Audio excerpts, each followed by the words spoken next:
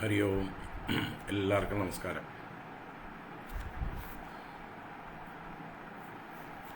ഓം ശുക്ലാംബരധരം വിഷ്ണും ശശിവർണം ചതുർഭുജം പ്രസന്നവദനം ധ്യായേത് സർവവിഘ്നോപശാന്തയേ ഗുരവേ സർവലോകാനാം ഭിഷജേ ഭവരോഗിണാം നിധയേ സർവവിദ്യാനാം ദക്ഷിണാമൂർത്തയേ നമഃ. ജന്മാദ്യസ്യ യതോന്വയാദിതരതശ്ചാർത്തേഷ്വഭിജ്ഞസ്വരാട് തേനേ ബ്രഹ്മഹൃദായ ആദികവയേ മുഹ്യന്തി യത്സൂരയഃ. തേജോ വാരിമൃതാം യദാ വിനിമയോ യത്ര ത്രിസർഗോ അമൃഷാ ധാംനാ സ്വേന സദാ നിരസ്തകുഹകം സത്യം പരം ധീമഹി. ധർമ്മപ്രോജ്ജിതകൈതവോത്ര പരമോ നിർമ്മത്സരാണാം സതാം വേദ്യം വാസ്തവമത്ര വസ്തു ശിവദം താപത്രയോന്മൂലനം. ശ്രീമദ്ഭാഗവതേ മഹാമുനികൃതേ കിം വാ പരൈരീശ്വരഃ സദ്യോ ഹൃദ്യവരുധ്യതേത്ര കൃതിഭിഃ ശുശ്രൂഷുഭിസ്തൽക്ഷണാത്. നിഗമകൽപതരോർഗളിതം ഫലം സുഖമുഖാദമൃതദ്രവ സംയുതം പിബത ഭാഗവതം രസമാലയം മുഹുരഹോ രസികാ ഭുവി ഭാവുകാഃ. നാരായണം നമസ്കൃത്യ നരം ചൈവ നരോത്തമം ദേവീം സരസ്വതീം വ്യാസം തതോ ജയമുദീരയേത്.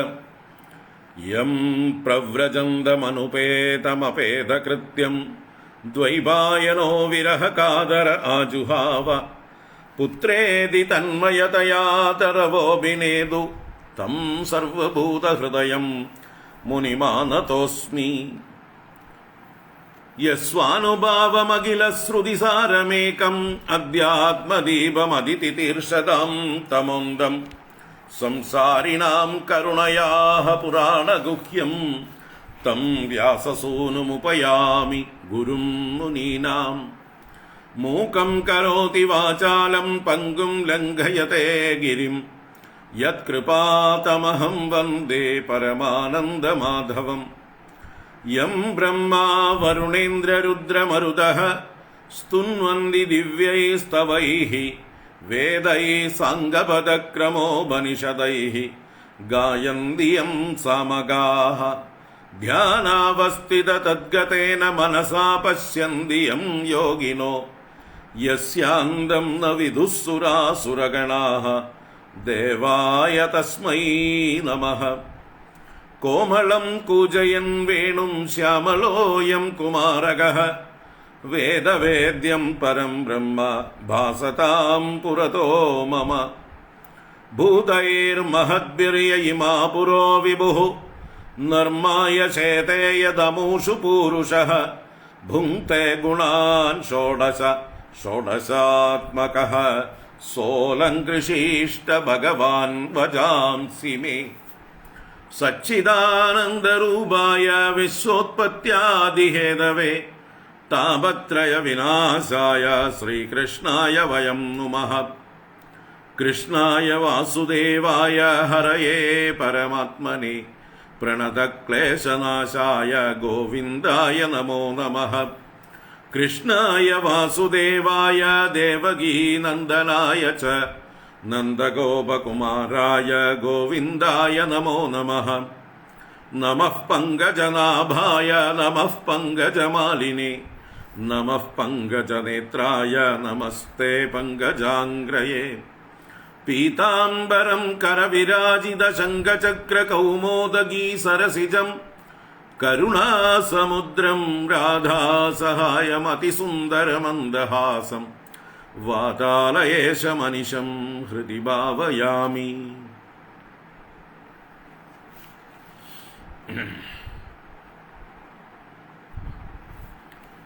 ഓം നമോ ഭഗവതേ വാസുദേവായ.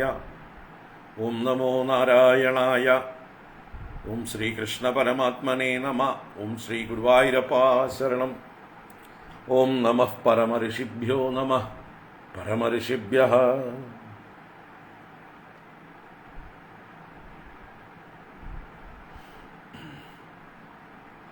നാരായണ നാരായണ. ഹരി ഓം ഹരി ഓം. എല്ലാവർക്കും നമസ്കാരം. എല്ലാവർക്കും സുപ്രഭാതം, ശുഭദിനം, സുസ്വാഗതം.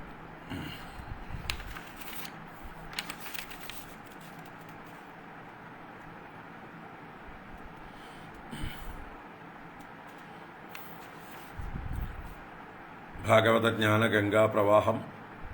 എല്ലാവർക്കും സുസ്വാഗതം. അതിലൊന്ന് തൃതീയ സ്കന്ധത്തിലെ 31-ാം അധ്യായത്തിലേക്ക് പ്രവേശിക്കുകയാണ്.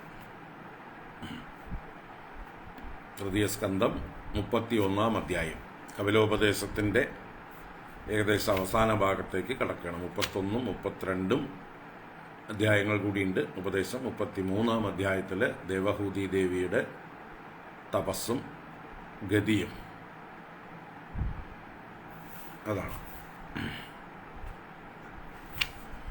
നമുക്ക് 31-ാം അധ്യായം വായിക്കാം. എത്ര ശ്ലോകം? 48 ശ്ലോകമുണ്ട്. നോക്കാം.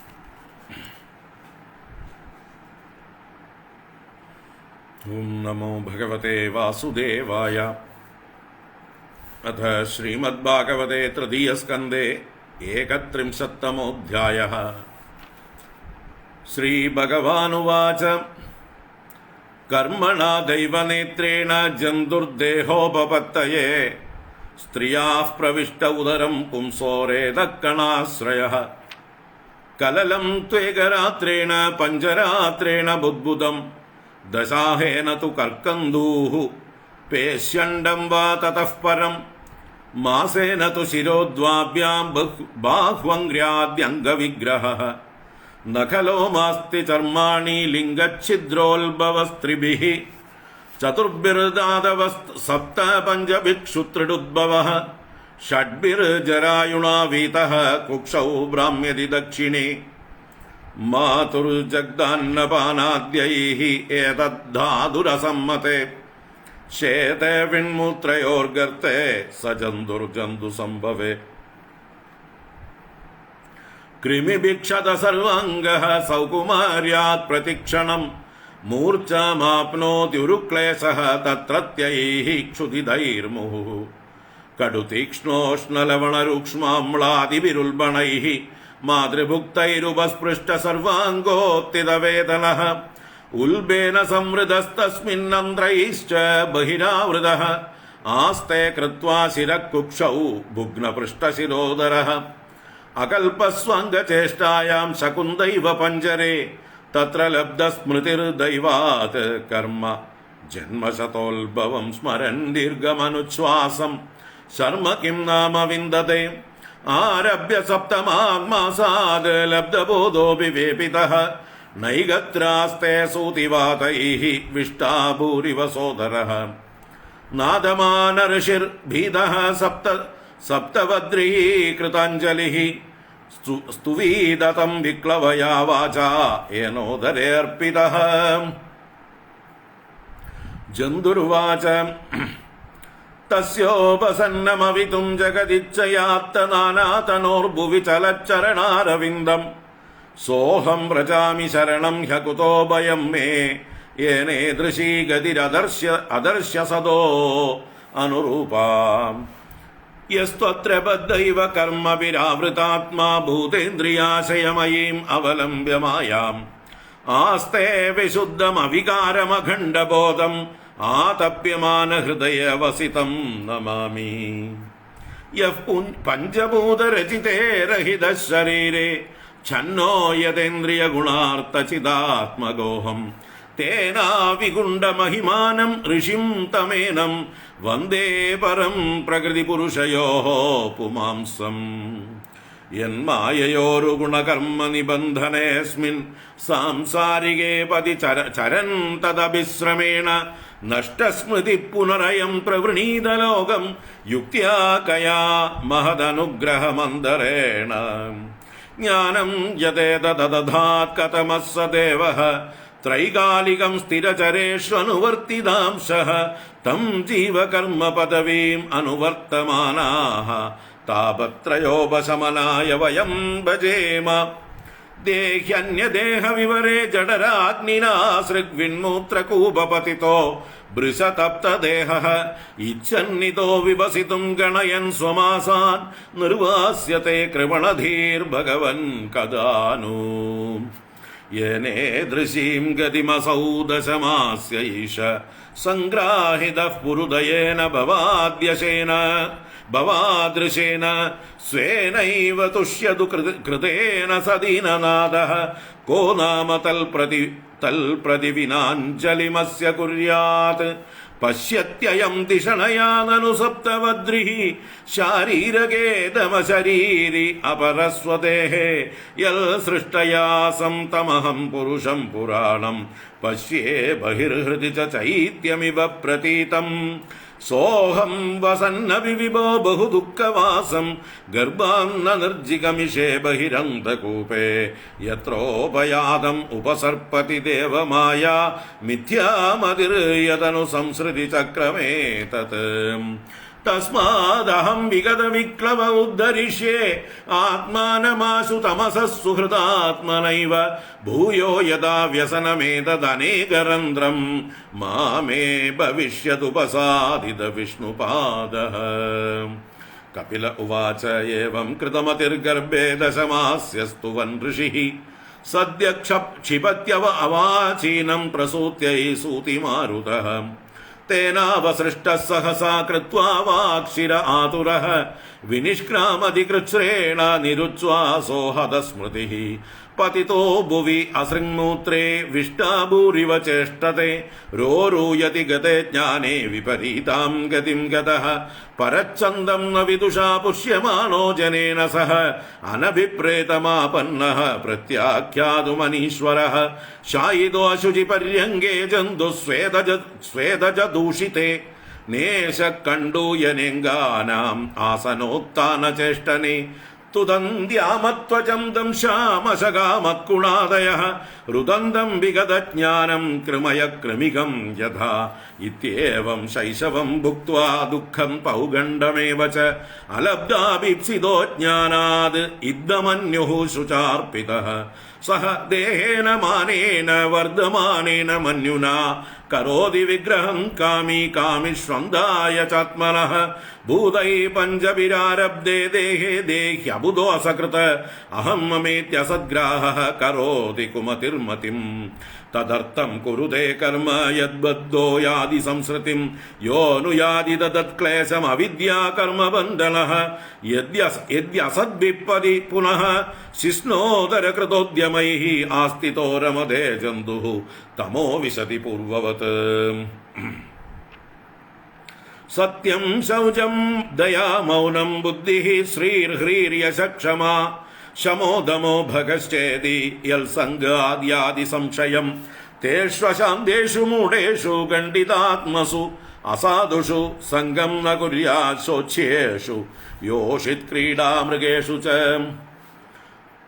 ന തദാസ്യ ഭവേന്മോഹോ ബന്ധശ്ചാന്യപ്രസംഗതഃ യോഷിത് സംഗാത് യഥാ പുംസോ യഥാ തൽസംഗി സംഗതഃ പ്രജാപതി സ്വാം ദുഹിതരം ദൃഷ്ട്വാ തദ്രൂപദർശിതഃ രോഹിത്ഭൂതാം സോന്നഗാവത് ഋക്ഷരൂപീ ഹതത്രപഃ തൽസൃഷ്ടസൃഷ്ടസൃഷ്ടേഷു കോന്ന ഖണ്ഡിതദീപുമാൻ ഋഷിം നാരായണം മൃതേ യോഷിന്മയ്യേഹ മായയാ ബലം മേ പശ്യ മായായാഃ സ്ത്രീമയ്യാ ജയിനോ ദിശാം യാ കരോതി പദാക്രാന്താൻ ഭ്രൂവിജൃംഭേണ കേവലം സംഗം ന കുര്യാത് പ്രമദാസു ജാതു യോഗസ്യ പാരം പരമാരുരുക്ഷുഃ മത്സേവയാ പ്രതിലബ്ധാത്മലാഭോ വദന്തി യാ നിരയദ്വാരമസ്യ യോപയാതി ശനൈർമായാ യോഷിദ്ദേവ വിനിർമ്മിത താമീക്ഷേദാത്മനോ മൃത്യും തൃണൈഃ കൂപമിവാവൃതം യാം മന്യതേ പതിം മോഹാത് മായാം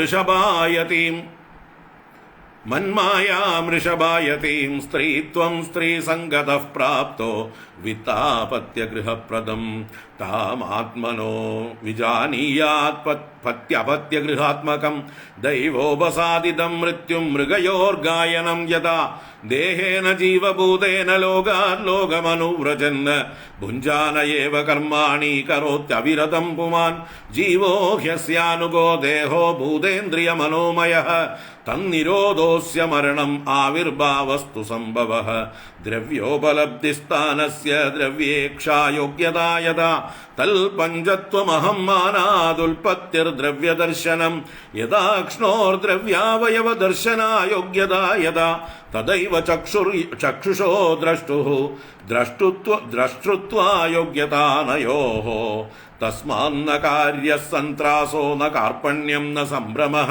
ബുദ്ധ്വാ ജീവഗതിം ധീരോ മുക്തസംഗശ്ചരേദിഹ സമ്യക് ദർശനയാ ബുദ്ധ്യാ യോഗവൈരാഗ്യയുക്തയാ മായാ വിരചിതേ ലോകേ ചരേന്യസ്യ കളേബരം.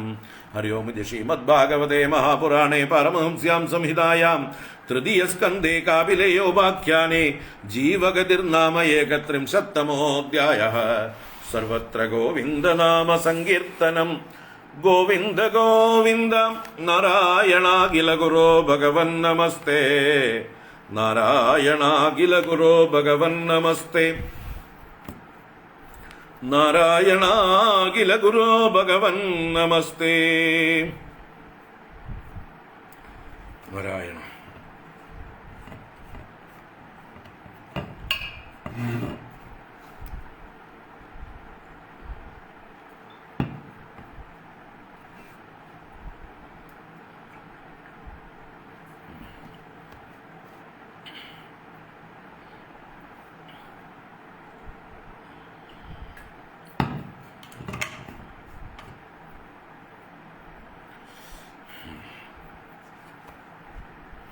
നാരായണ.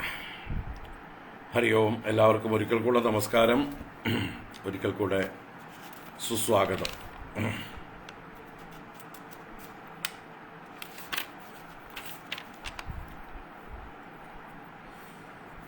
നാരായണ.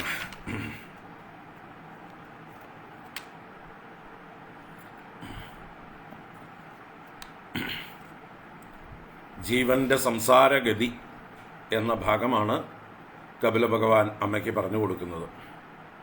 ഇപ്പം നമ്മൾ ഇന്നലെ ഒരു ജീവൻ തൻ്റെ യൗവനകാലത്ത് വേണ്ടത് ചെയ്യാതെ തൻ്റെ ഇന്ദ്രിയങ്ങളെ സന്തോഷിപ്പിക്കാനായിക്കൊണ്ടും തൻ്റെ സ്വാർത്ഥതയ്ക്കായിക്കൊണ്ടും അനേക ഹിംസകൾ ചെയ്തുകൊണ്ട്, പാപങ്ങൾ ചെയ്തുകൊണ്ട്, സുഖത്തിനായിക്കൊണ്ട് പരിശ്രമിക്കുന്നു. പക്ഷെ എന്നാൽ ആ സുഖം കിട്ടുന്നുമില്ല. ആർക്കു വേണ്ടിയിട്ടാണോ താൻ ഈ പാപങ്ങളൊക്കെ ചെയ്യുന്നത്, അവരെയും ഏതൊരു ശരീരത്തെ പോഷിപ്പിക്കാൻ വേണ്ടിയാണോ താൻ ഇതെല്ലാം ചെയ്യുന്നത്, ആ ശരീരത്തെയും ഈ ഭൂമിയിൽ ഉപേക്ഷിച്ചു കൊണ്ട് പോകേണ്ടതായിട്ടുള്ളൊരവസ്ഥയും വന്നു ചേരുന്നു. അങ്ങനെ അവന് മരണം സംഭവിക്കുമ്പോൾ യമദൂതന്മാർ രണ്ടുപേർ വന്ന് അവനെ ഭയപ്പെടുത്തിക്കൊണ്ട് ഇവിടുന്ന് കൊണ്ടുപോകുന്ന സമയത്ത് അവൻ മലമൂത്ര വിസർജനങ്ങളെല്ലാം ചെയ്യുന്നു. യാതനാദേഹത്തിൽ അവനെ വരിഞ്ഞു മുറുക്കി കെട്ടിക്കൊണ്ട് വലിയ ദീർഘമായ വഴിയിലൂടെ രാജഭടന്മാർ കള്ളന്മാരെ കൊള്ളക്കാരെയൊക്കെ വലിച്ചഴച്ചു കൊണ്ടുപോകും പോലെ കൊണ്ടുപോകുന്നു. നിന്നെ കാണിച്ചു തരാം, ശരിയാക്കി തരാം എന്നൊക്കെ പറഞ്ഞ് ഭയപ്പെടുത്തുന്നതായിട്ടുള്ള അവരുടെ വാക്കുകൾ കേട്ട് ഭയന്നുകൊണ്ട്, അതുപോലെ വഴിയിൽ നായ്ക്കളും മറ്റുമൊക്കെ കടിച്ചു വലിക്കുകയും മറ്റും ചെയ്തുകൊണ്ട്, താൻ ചെയ്ത പാപങ്ങളെ സ്മരിച്ചുകൊണ്ടും ആർക്കു വേണ്ടി താൻ ഇതെല്ലാം ചെയ്തുവോ അവരെ ശപിച്ചുകൊണ്ടും അങ്ങനെ വലിച്ചഴക്കപ്പെട്ടുകൊണ്ട് തന്നെ പോകുന്നു. വിശപ്പും ദാഹവും ബാധിച്ചവനായിട്ടും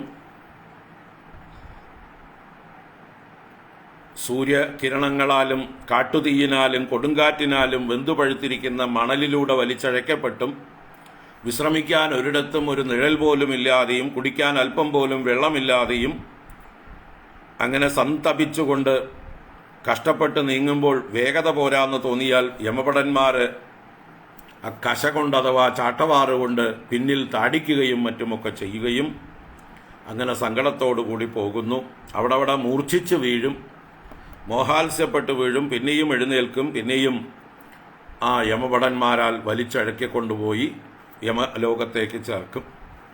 99,000 യോജനകളാണ് ഈ ഇവിടേക്ക് എത്തിച്ചേരാനുള്ളത്.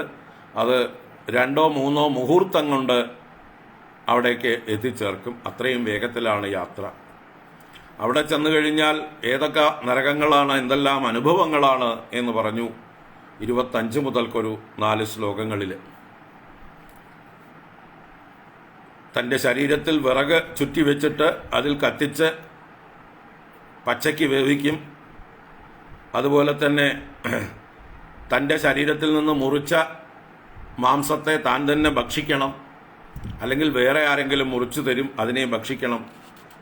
അങ്ങനെയുള്ളതും അതുപോലെ ജീവനോടുകൂടി ഇരിക്കുന്ന തൻ്റെ ആന്തരിക അവയവങ്ങളെ, കുടൽമാലകളെയൊക്കെ നായ്ക്കളും കഴുകന്മാരുമെല്ലാം വലിച്ചഴച്ച് പുറത്തേക്കെടുക്കും.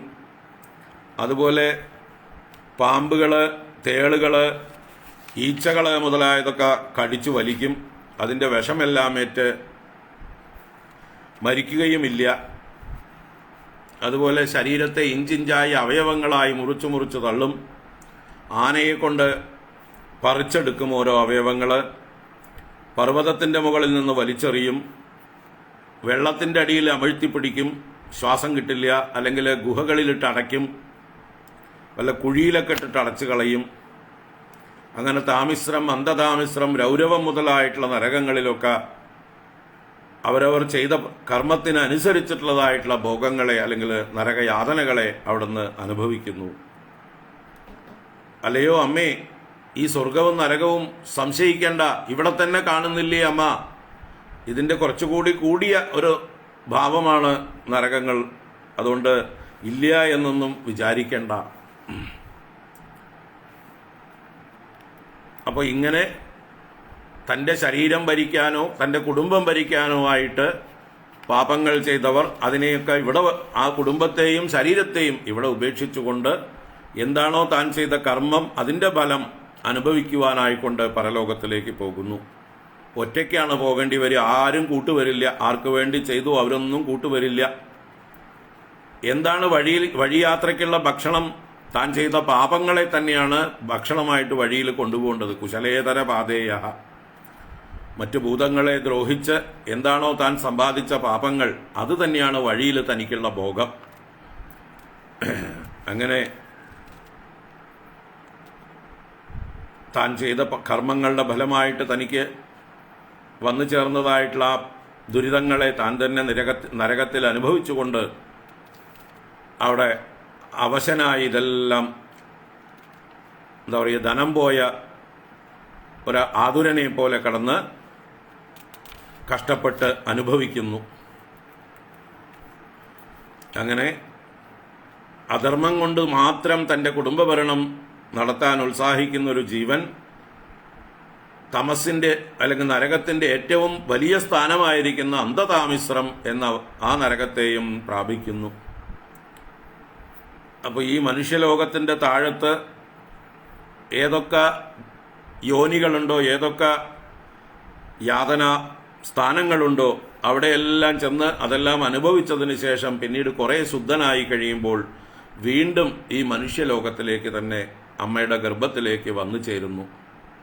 അപ്പോൾ ചെയ്ത പാപത്തിനനുസരിച്ച് ഏതൊക്കെ ജന്തുക്കളായി ജനിക്കണം, പാമ്പായും പല്ലിയായും പഴുതാരയായും തേരട്ടയായും എന്ന് പറഞ്ഞ പോലെ കൃമികളായും കീടങ്ങളായും അനേക ജന്മങ്ങൾ അനുഭവിച്ച് യാതനകൾ അനുഭവിച്ച് പാപങ്ങളുടെ ഭാരം കുറയുമ്പോൾ പതുക്കൊരു മനുഷ്യ ശരീരം വീണ്ടും കിട്ടുന്നു എന്ന് കഴിഞ്ഞ അധ്യായത്തിൽ 34-ാം ശ്ലോകം വരെ പറഞ്ഞു നിർത്തി. ഈ അധ്യായം അങ്ങനെ മനുഷ്യ ശരീരത്തിലേക്ക് വരുന്ന ആ ഒരു ജീവൻ ആദ്യം അച്ഛൻ്റെ ശരീരത്തിൽ നിന്ന് അമ്മയുടെ ഗർഭപാത്രത്തിലേക്കും ആ അമ്മയുടെ ഗർഭപാത്രത്തിൽ ഓരോ മാസത്തിലും എങ്ങനെ വളരുന്നു, എന്തെല്ലാം അനുഭവിക്കുന്നു എന്ന് ക്രമത്തിൽ പറഞ്ഞുകൊണ്ടുവരികയാണ്. ഈ ജന്തുവിന് 7-ാം മാസത്തിലാണ് പൂർവജന്മ സ്മരണയെല്ലാം ഉണ്ടാകും. 7-ാം മാസത്തിലാണ് ഗർഭത്തിൽ കിടക്കുമ്പോൾ ബോധമുണ്ടാവുക. അപ്പോൾ പൂർവജന്മ സ്മരണയെല്ലാം വരും. അങ്ങനെ പൂർവജന്മ സ്മരണ വരുന്ന ഈ ജന്തു ഗർഭത്തിൽ കടന്നുകൊണ്ട് ഈശ്വരനെ സ്തുതിക്കുന്നതായിട്ടുള്ള ഒരു സ്തുതി നമ്മളിപ്പോൾ വായിച്ചു. 12ാം ശ്ലോകം മുതൽക്ക് ജന്തുരുവാച എന്ന് പറഞ്ഞിട്ട് 10 ശ്ലോകങ്ങളാണ് ഈ ജന്തു ഗർഭത്തിൽ കിടന്നുകൊണ്ട് ഈശ്വരനെ സ്തുതിക്കുന്നത്. എന്താണ്? ബോധം വരുമ്പോൾ താൻ പൂർവജന്മങ്ങളിൽ ചെയ്ത തെറ്റുകൾ ഇനിയും ആവർത്തിക്കുകയില്ല. അബദ്ധം പറ്റിയതാണ് അറിവില്ലായ്മ കൊണ്ട്, ഇപ്പം അനുഭവിച്ചറിഞ്ഞു. ഇനി എനിക്ക് ഈ അബദ്ധം പറ്റില്ല. ഞാനിനി അമ്മയുടെ ഗർഭത്തിൽ നിന്ന് പുറത്തേക്ക് ഇറങ്ങിക്കഴിഞ്ഞാൽ ഞാൻ നല്ല കർമ്മങ്ങൾ മാത്രമേ ചെയ്യുകയുള്ളൂ. എൻ്റെ മോക്ഷത്തിനായി കൊണ്ട് ഞാൻ പ്രയത്നം ചെയ്യും. ലോകത്തിൽ ഒരാൾക്കും ഞാനൊരു ഹിംസയും ചെയ്യുകയില്ല. ആവുന്ന സഹായം ചെയ്തു കൊള്ളാം എന്നൊക്കെ പറഞ്ഞ് ഈശ്വരനെ വിളിച്ച് പ്രാർത്ഥിച്ച് പ്രതിജ്ഞയെല്ലാം ചെയ്തിട്ടാണ് ഗർഭത്തിൽ നിന്ന് പുറത്തേക്ക് 10 മാസമാകുമ്പോൾ പുറത്തേക്ക് വരുന്നത്. ആ വന്നതിന് ശേഷം പിന്നെന്തൊക്കെ ചെയ്യുന്നു എന്നും തുടർന്ന് പറഞ്ഞു. അപ്പോൾ നമുക്ക് ക്രമത്തിൽ നോക്കിക്കൊണ്ട് പോകാം. എന്തൊക്കെയാണ് ഈ ഗർഭത്തിലെ അവസ്ഥ എന്നാണ് ആദ്യം പറയുന്നത്.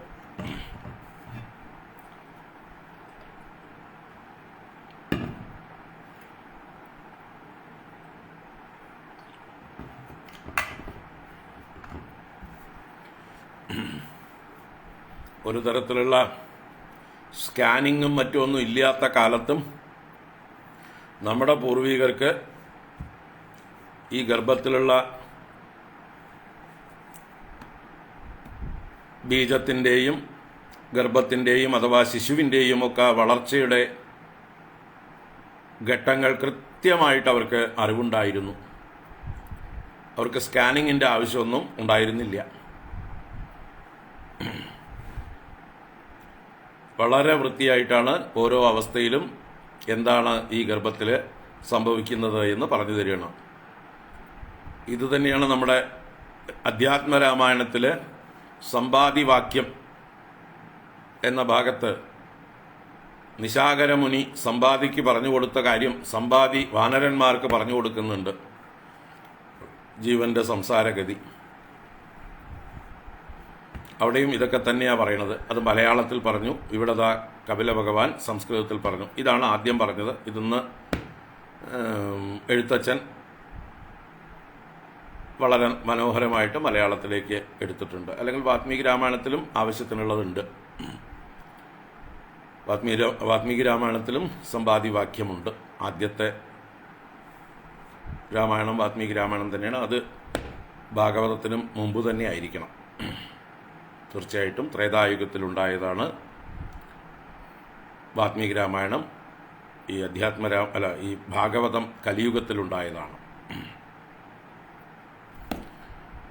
അപ്പോൾ എന്തായാലും എല്ലാം ഒന്ന് തന്നെയാണ് പറയുന്നത്. നമ്മുടെ ഋഷീശ്വരന്മാരൊക്കെ ഒന്ന് തന്നെയാണ് പറയുന്നത് എന്ന് മനസ്സിലാക്കുക. അവരൊക്കെ എത്രയോ നേരത്തെ ഇതൊക്കെ മനസ്സിലാക്കി വെച്ചു. അപ്പോൾ ഇവിടെ നോക്കാം നമുക്ക്. ഓം നമോ ഭഗവതേ വാസുദേവായ. അത് ശ്രീമദ് ഭാഗവതേ തൃതീയസ്കന്ധേ 31-ാമോऽധ്യായः 31-ാം അധ്യായം. ശ്രീഭഗവാനുവാച കർമ്മണാ ദൈവനേത്രേണ ജന്തുർദേഹോപപത്തയേ സ്ത്രിയാഃ പ്രവിഷ്ടഃ ഉദരം പുംസോരേതക്കണാശ്രയഃ കലലം തു ഏകരാത്രേണ പഞ്ചരാത്രേണ ബുദ്ബുദം ദശാഹേന തു കർക്കന്ദൂഃ പേശ്യണ്ഡം വാ തതഃ പരം മാസേന തു ശിരോദ്വാഭ്യാം ബാഹ്വംഗ്ര്യാദ്യംഗവിഗ്രഹഃ നകലോമാസ്തി ചർമാണി ലിംഗഛിദ്രോത്ഭവസ്ത്രിഭിഃ. ആദ്യത്തെ 3 മാസത്തെ കാര്യങ്ങളാണ് ഇപ്പോൾ പറഞ്ഞത്. എന്തൊക്കെയാണ്? ശ്രീ ഭഗവാനുവാച. കപില ഭഗവാൻ തുടരുന്നു. കർമ്മണ ദൈവനേത്രേണ ജന്തുഃ ദേഹോപപത്തയേ സ്ത്രിയാഃ പ്രവിഷ്ടഃ ഉദരം പുംസോ രേതക്കണാശ്രയഃ ദൈവനേത്രേണ കർമ്മണ. ദൈവനേത്രേണ കർമ്മണ എന്ന് പറഞ്ഞാൽ കർമ്മം എന്ന് പറയുന്നത് ഇവിടെ നമ്മുടെ ഓരോരുത്തരുടെയും പൂർവ്വകർമ്മങ്ങൾ തന്നെയാണ്. അതിലെ നമ്മൾ അനുഭവിച്ചു കഴിഞ്ഞ് ബാക്കി കർമ്മശിഷ്ടം മറ്റു പല നരകങ്ങളിലും നരകയോനികളിലും ചെന്ന് കഷ്ടപ്പാടുകളൊക്കെ അനുഭവിച്ചു കഴിഞ്ഞപ്പോൾ പിന്നെ ശേഷിക്കുന്ന കർമ്മത്തെയാണ് ഇവിടെ കർമ്മണ എന്ന ശബ്ദം കൊണ്ട് ഉദ്ദേശിക്കുന്നത്. അധികം പാപമുള്ളപ്പോൾ നമുക്ക് മനുഷ്യജന്മം കിട്ടില്ല, അധികം പുണ്യമുള്ളപ്പോഴും കിട്ടില്ല. പുണ്യം വർദ്ധിച്ചാൽ സ്വർഗാദി ലോകങ്ങളാണ്, പാപം വർദ്ധിച്ചാൽ നരകയോനികളാണ്. അപ്പോൾ ഇത് രണ്ടും ഏകദേശം കുറേ കഴിഞ്ഞ് പുണ്യപാപങ്ങൾ സമ്മിശ്രമായി അല്പം ശേഷിക്കുന്ന അവസ്ഥയാണ് മനുഷ്യജന്മത്തിന് കാരണം. മിശ്ര കർമ്മങ്ങൾ കുറച്ച് ശിഷ്ടമാകുമ്പോഴാണ് മനുഷ്യജന്മം കിട്ടുന്നത്. അതാണ് ഇവിടെ കർമ്മണ, ദൈവനേത്രേണ കർമ്മണ. ദൈവനേത്രേണ എന്ന് പറഞ്ഞാൽ ദൈവത്താൽ നയിക്കപ്പെടുന്നത്, ദൈവത്താൽ മേൽനോട്ടം വഹിക്കപ്പെടുന്നത് എന്നൊക്കെ അർത്ഥം. ഇവിടെ ദൈവം എന്ന് പറഞ്ഞാൽ അദൃഷ്ടമായ ശക്തി തന്നെയാണ്. നമ്മുടെ കർമ്മങ്ങളെ, കർമ്മഫലങ്ങളെ നൽകുന്ന ഈശ്വരന്റെ നിയമം. ആ ഈശ്വരന്റെ നിയമത്തെ തന്നെയാണ് ഇവിടെ ദൈവം എന്ന് പറയുന്നത്. അപ്പൊ ദൈവനേത്രേണ, ദൈവത്താൽ നിയന്ത്രിക്കപ്പെടുന്ന, ദൈവത്താൽ മേൽനോട്ടം വഹിക്കപ്പെടുന്ന, ദൈവത്താൽ നയിക്കപ്പെടുന്ന കർമ്മശിഷ്ടം കൊണ്ട് എന്ന് വെച്ചാൽ അതിലൊന്നും നമുക്കൊന്നും യാതൊരു സ്വാതന്ത്ര്യവും ഇല്ല.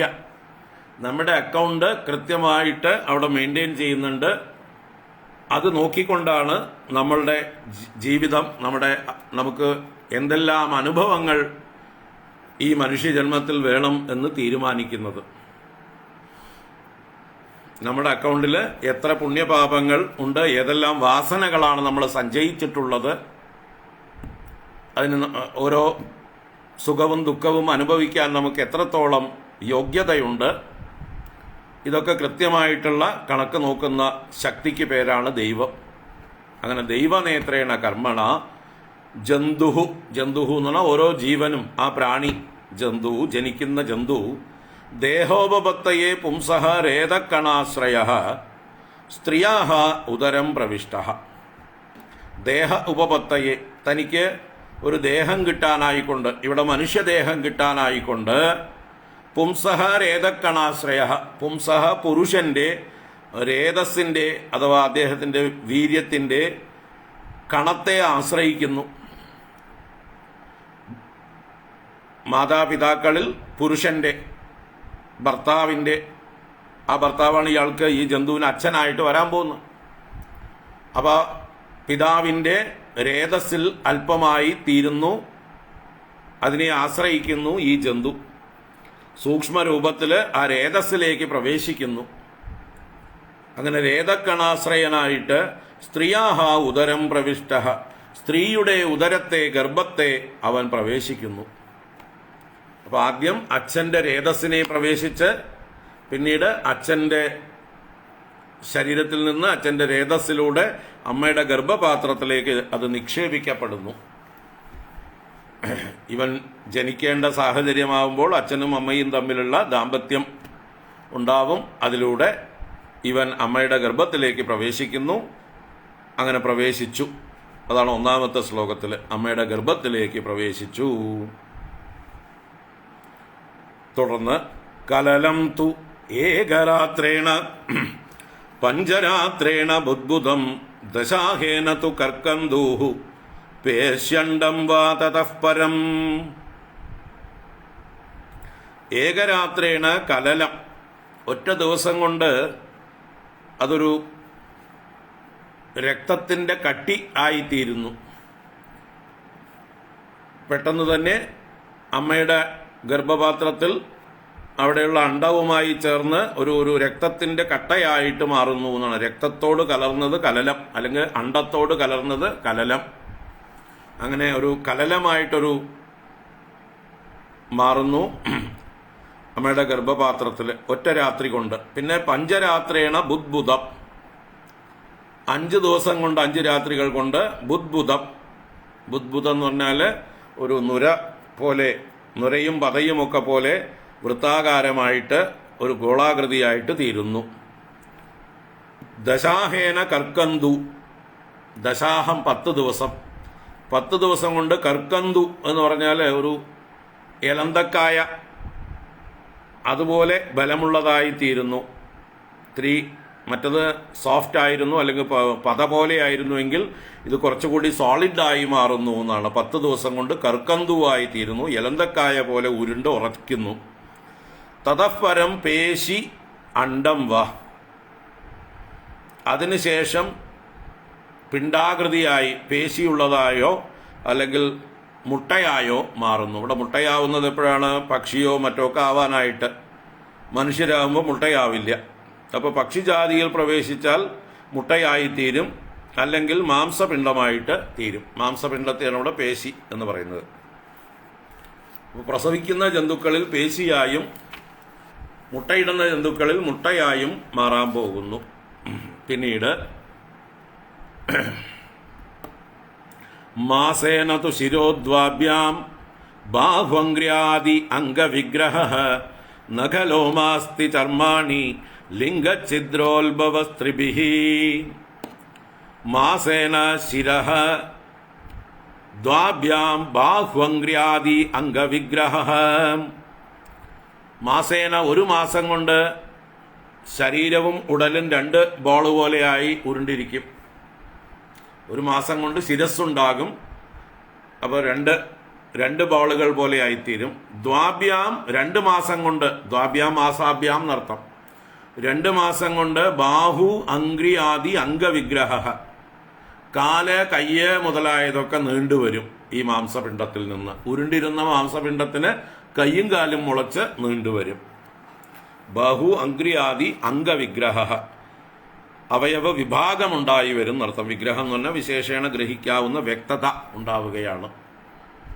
ഓരോ അവയവങ്ങളും വ്യക്തമായി കൊണ്ടുവരും 2 മാസം കൊണ്ട്. ത്രിഭിഹി നഖലോമാസ്തി ചർമാണി, 3-ാം മാസം കൊണ്ട് നഖം, ലോമം, അസ്ഥി, ചർമ്മം മുതലായത് ഉണ്ടായി വരും. ചെറിയ ചെറിയ നഖങ്ങൾ രൂപപ്പെട്ടു വരും, രോമങ്ങൾ രൂപപ്പെട്ടു വരും, എല്ലുകൾ രൂപപ്പെട്ടു വരും, തോല് രൂപപ്പെട്ടു വരും എന്ന് വെച്ചാൽ സപ്തധാതുക്കൾ രൂപം പ്രാപിച്ചു വരും 3-ാമത്തെ മാസത്തിൽ. പിന്നീട് ലിംഗഛിദ്രോത്ഭവ, ലിംഗഛിദ്രം, ലിംഗദ്വാരം, അതിൻ്റെ ഉത്ഭവം. അപ്പോൾ ഏകദേശം 3 മാസം കഴിഞ്ഞാൽ ആണോ പെണ്ണോ എന്ന് പോലും തിരിച്ചറിയാറാവും എന്നർത്ഥം. ആ ലിംഗദ്വാരത്തിൻ്റെ ഉൽപ്പത്തി ഉണ്ടാകുന്നത് 3-ാം മാസം കഴിയുമ്പോഴാണ്, 3 മാസം കൊണ്ട്. അപ്പോൾ ഇവിടെ 3 മാസം കൊണ്ട് ഉണ്ടാകുന്ന അവസ്ഥയെ പറഞ്ഞു. 1, 2, 3 മാസം കൊണ്ട്. 1-ാം മാസത്തിൽ ശിരസ്, 2-ാം മാസത്തിൽ അവയവങ്ങൾ, 3-ാം മാസത്തിൽ രോമങ്ങൾ, എല്ലുകൾ, തോല്, നഖങ്ങൾ ഒക്കെ ഉണ്ടാവുന്നു. ഒപ്പം ലിംഗഛിദ്രം, ആ ലിംഗത്തിൻ്റെ ദ്വാരം ഉണ്ടായി വരുന്നു. തുടർന്ന് ചതുർഭിർദാതവ സപ്ത പഞ്ചഭിക്ഷുത്രുൽഭവഃ ഷഡ്ഭിർജരായുണാവീതഃ കുക്ഷൗ ഭ്രാമ്യതി ദക്ഷിണേ. ചതുർഭിഹി ധാതവഃ സപ്ത, 4 മാസം തികയുമ്പോൾ 7 ധാതുക്കളും തികയും. മജ്ജ, അസ്ഥി, മേധസ്, മാംസം, രക്തം, ചർമ്മം, ത്വക്ക്, ഇതാണ് സപ്തധാതുക്കൾ. മജ്ജ എന്ന് പറഞ്ഞാൽ അറിയാം, എല്ലിൻ്റെ ഉള്ളിലുള്ള മാരോ. അതുപോലെ അസ്ഥി എല്ല് തന്നെയാണ്. മേധസ് ശരീരത്തിലുള്ള കൊഴുപ്പ്, ഫാറ്റ്. മാംസം തന്നെയാണ്. രക്തം തന്നെയാണ്. ചർമ്മം എന്ന് പറഞ്ഞാൽ ഇൻറ്റീരിയർ ആയിട്ടുള്ള കവറുകളാണ്. ത്വക്ക് എന്ന് പറഞ്ഞാൽ എക്സ്റ്റേണൽ ആയിട്ടുള്ള കവറാണ്. നമ്മുടെ ശരീരത്തെ മൊത്തം മൂടിയിരിക്കുന്ന എപ്പിഡെർമിസ്, അല്ല എന്താ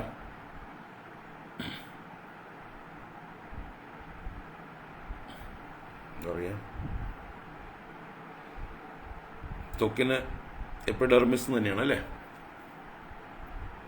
ആ പുറത്തുള്ളതായിട്ടുള്ള കവർ, ബാഹ്യ കവർ. മറ്റത് ചർമ്മം എന്ന് പറയുമ്പോൾ ഉള്ളിലുള്ള ഓരോ അവയവങ്ങളെയും വേർതിരിക്കുന്നത്.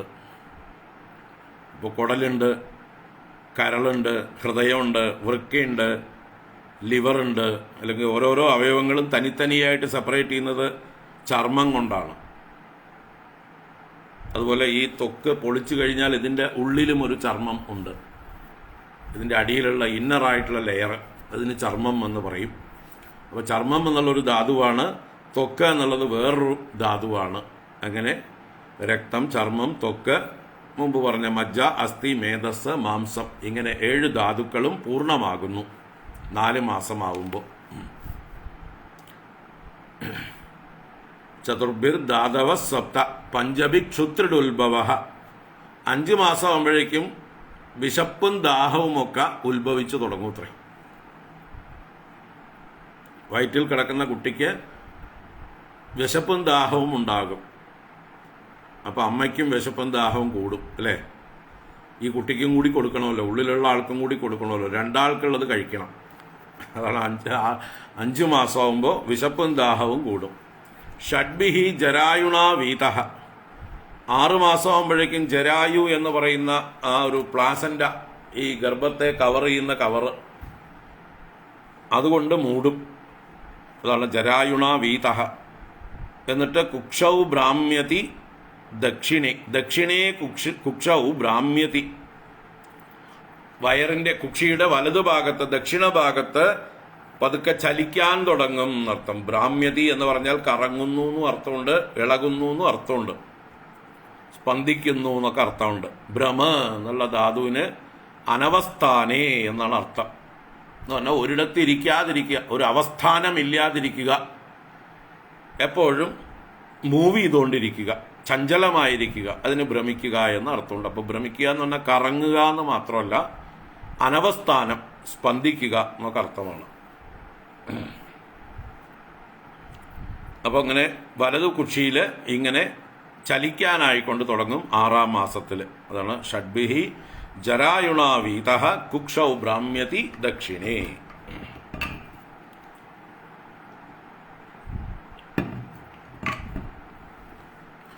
നമ്മളെല്ലാവരും ഈ അവസ്ഥയൊക്കെ കഴിഞ്ഞ് വന്നവരാണ്. അപ്പം നമ്മുടെ കഥ തന്നെയാണ് ഈ പറയുന്നത്, ആരുടെയെങ്കിലും കഥയല്ല. മാതുഹു ജഗ്ദാന്നപാനാദ്യൈഹി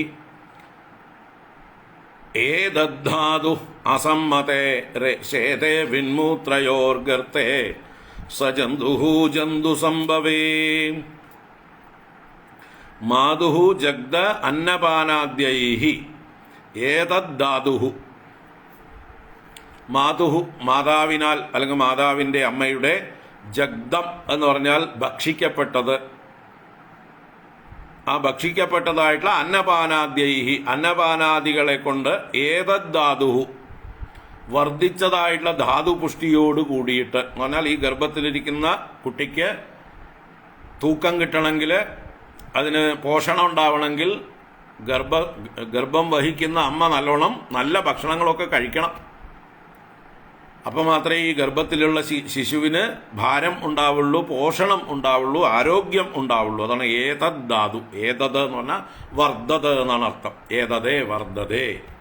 ധാതുഹു ധാതുക്കൾ പോഷിപ്പിക്കപ്പെടുന്നു. അപ്പൊ ഗർഭത്തിലെ കുട്ടിക്ക് പോഷണം ഉണ്ടാവുന്നത് അമ്മ ഭുജിക്കുന്ന ഭക്ഷണം കൊണ്ടാണ്. മാതുഹു ജഗ്ദാന്നപാനാദ്യൈഹി ഏതദ് ധാതുഹു സഹ ജന്തുഹു. ആ ജന്തു, ആ ജീവൻ, ജന്തു സംഭവേ വിൺമൂത്രയോഹോ ഗർത്തേ അസമ്മതേ ശേതേ. ശേതേ എന്ന് പറഞ്ഞാൽ ശയിക്കുന്നു എന്നാണ്. എവിടെയാ ശയിക്കണത്? നല്ല സുഖമുള്ള സ്ഥലത്താണോ? അല്ലല്ലല്ല, ജന്തു സംഭവേ. നമ്മുടെ തെരുവിലുള്ള ചാലുകൾ ഭേദമായിരിക്കും. ചാലിലുണ്ടാവും കൃമി, കീടങ്ങള്, പുഴുക്കള്, ഈച്ച, കൊതു എല്ലാം ഉണ്ടാവും. അതുപോലെയുള്ളത് എന്നാണ് ഇവിടെ ഗർഭത്തിൽ. അമ്മയുടെ വയറ്റിനകത്തും ജന്തു സംഭവേ, ജന്തുക്കൾ സംഭവിച്ചിട്ടുണ്ട്. അവിടെയൊക്കെ ധാരാളം കൃമികീടങ്ങളുണ്ട്. അങ്ങനെയുള്ള ജന്തുക്കൾ നിറഞ്ഞിരിക്കുന്ന, ജന്തുക്കളുടെ ഉൽപ്പത്തി സ്ഥാനമായിരിക്കുന്ന വിൺമൂത്രയോഹോ ഗർത്തെ, മലമൂത്രങ്ങളുടെ കുഴിയിൽ, മലമൂത്രങ്ങളുടെ നടുവിലാണ് കിടക്കുന്നത് അല്ലേ? അപ്പുറത്തും പുറത്തുമൊക്കെ മലസഞ്ചി, മൂത്രസഞ്ചിയൊക്കെ തനിത്തനി ഉണ്ടെങ്കിലും ഇതൊക്കെ തമ്മിൽ ഇങ്ങനെ മുട്ടി ഒരുമിക്കൊണ്ട് തന്നെയാണ് കിടക്കുന്നത്. ആകെ കൂടി എത്രയുണ്ട് സ്ഥലം? വിൺമൂത്രയോഹോ ഗർത്തെ, മലമൂത്രങ്ങളുടെ കുഴിയായിരിക്കുന്ന, അസമ്മതേ ആർക്കും സമ്മതമല്ലാത്ത, മനസ്സിന് തൃപ്തി കിട്ടുന്ന സ്ഥലമാണോ, നല്ല സുഖമുള്ള സ്ഥലമാണോ കിടക്കാൻ, ഇഷ്ടപ്പെടാത്തതായിട്ടുള്ള സ്ഥലത്ത് നിവൃത്തികേട് കൊണ്ട് ശേതേ ശയിച്ചു കൊണ്ടിരിക്കുന്നു. എപ്പോഴാണ് ഇവിടുന്ന് പുറത്ത് കിടക്കാൻ പറ്റുക എന്നാണ് എനിക്ക് നേരം വെളുക്കുക അറിയില്ല. അവിടെ സൂര്യോദയവും നേരം വെളുക്കലൊന്നുമില്ല, എപ്പോഴും ഒരുപോലെ തന്നെ രാത്രി തന്നെയാണ് അല്ലേ. അപ്പോൾ എത്ര കാലം കിടക്കേണ്ടി വരുമെന്ന് വാച്ച് നോക്കാനൊന്നും നിവൃത്തിയില്ല, സമയം പോകുന്നതൊന്നും അറിയില്ല. അപ്പം അക്ഷമയോടെ അവിടെ കിടന്നേ മതിയാവൂ. അങ്ങനെ ശേതേ എന്ന് പറഞ്ഞു, അവിടെ ശയിക്കുന്നു. അപ്പോൾ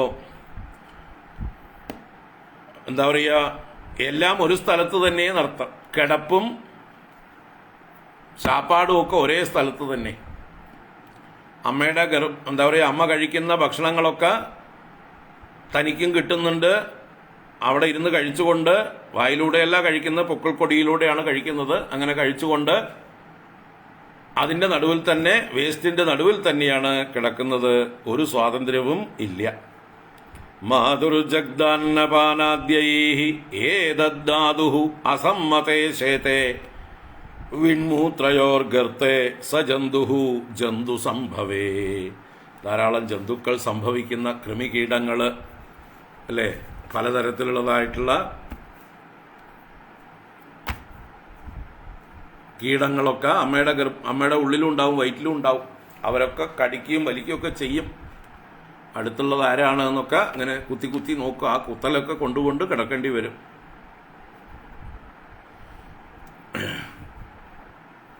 ശങ്കരാചാര്യര് ശിവാപരാധ ക്ഷമാപണ സ്തോത്രത്തിൽ ആദ്യത്തെ ശ്ലോകത്തിൽ പറയേണ്ടത്, ആദൗ കർമ്മ പ്രസംഗാത് കലയതി കലുഷം മാതൃകുക്ഷൗ സ്ഥിതം മാം വിൺമൂത്രാമേദ്യമധ്യേ ക്വദയതി നിതരാം ജാഡരോ ജാതവേദാഃ യദ്യദ്വൈ തത്ര ദുഃഖം വ്യദയതി നിതരാം ശക്യത്തെ കേന വക്തും ക്ഷന്തവ്യോ മേ പരാദഃ ശിവ ശിവ ശിവ ഭോഃ ശ്രീമഹാദേവ ശംഭോ.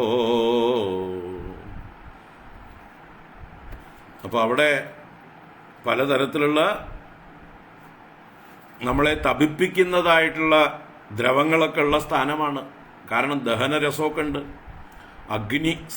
അഗ്നിയുടെ സ്ഥാനമാണ് ഉദരം, ജഠരാഗ്നി. അപ്പോൾ ആ ജാഡരോ ജാതവേദാഹ, ജഠരത്തിലുള്ള ജാതവേദസ് നമ്മളെ തപിപ്പിച്ചുകൊണ്ടിരിക്കുന്നു. ചൂളയിൽ കിടക്കുന്ന പോലെ ഉണ്ടാവും എന്നർത്ഥം. അങ്ങനെയുള്ള ആ ഒരവസ്ഥയെ ഇവിടെ വർണ്ണിക്കുകയാണ്. തുടർന്ന് കൃമിഭിഹി ക്ഷത സർവാംഗഃ സൗകുമാര്യാത് പ്രതിക്ഷണം മൂർച്ഛാമാപ്നോത്യുരുക്ലേശഃ തത്രത്യൈഹി ക്ഷുധിതൈർമുഹുഃ. തത്രത്യന്മാര് എന്ന് പറഞ്ഞാലോ അവിടത്തക്കാര്, പാശ്ചാത്യന്മാര് എന്ന് പറഞ്ഞാൽ എന്താ, പശ്ചിമദേശത്ത് വസിക്കുന്നവർ പാശ്ചാത്യന്മാർ. പൗരസ്ത്യന്മാർ എന്ന് പറഞ്ഞാൽ പൂർവ്വദേശത്ത് ജീവിക്കുന്നവർ പൗരസ്ത്യന്മാർ എന്ന് പറയും പോലെ തത്രത്യന്മാർ എന്ന് പറഞ്ഞാൽ അവിടുത്തുകാർ, അവിടെ സ്ഥിരമായി താമസിക്കുന്ന ആൾക്കാർ. ആരാണ്? തത്രത്യൈഹി കൃമിഭിഹി. കൃമികൾ ധാരാളം ഉണ്ട്. അമ്മയുടെ ഉദരത്തിൽ കൃമികൾ, കീടങ്ങൾ, കൃമികളൊക്കെ ഉണ്ടാവും. അവർ വിശന്നിട്ട് ക്ഷുധിതൈഹി, അവർക്ക് വിശക്കുമ്പോൾ എന്താ ചെയ്യുക? കടിക്കും. അടുത്തുള്ള മാംസമിണ്ടം കാണുമ്പോൾ അതിനെ കടിക്കും. അതാണ് ക്ഷത സർവാംഗഃ. കൃമികളാൽ ക്ഷത സർവാംഗഃ, തൻ്റെ സർവാംഗത്തിലും കടിയേറ്റ് മുറിയപ്പെട്ട് അവരാൽ ആക്രമിക്കപ്പെട്ടവനായിട്ട് ക്ഷത സർവാംഗഃ സൗകുമാര്യാത് ക്ലേശഃ. സൗകുമാര്യം എന്ന് പറഞ്ഞാൽ അതിലോലമായിട്ടുള്ള ശരീരമാണ്. ത്വക്കൊക്കെ വളരെ സോഫ്റ്റാണ് അല്ലേ. നമുക്ക് പ്രസവിച്ച ഉടനെയുള്ള കുട്ടിയെ കണ്ടാൽ അറിയാം.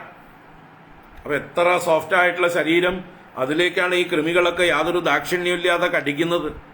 അപ്പോൾ സൗകുമാര്യാത് ക്ലേശഃ, മഹത്തായ ദുഃഖം അനുഭവിക്കുന്നതായിട്ട്, പീഡ അനുഭവിക്കുന്നതായിട്ട്, പ്രതിക്ഷണം മൂർച്ഛാമാപ്നോതി, ഓരോ നിമിഷത്തിലും മോഹാലസ്യം പ്രാപിക്കുന്നു. ഓരോ കടി കിട്ടുമ്പോഴും മോഹം പോകുന്നുണ്ട്, ഓരോ ഇഞ്ചക്ഷൻ കുത്തുന്ന പോലെ മോഹാലസ്യത്തെ പ്രാപിച്ചുകൊണ്ട് അങ്ങനെ കഴിയുന്നു.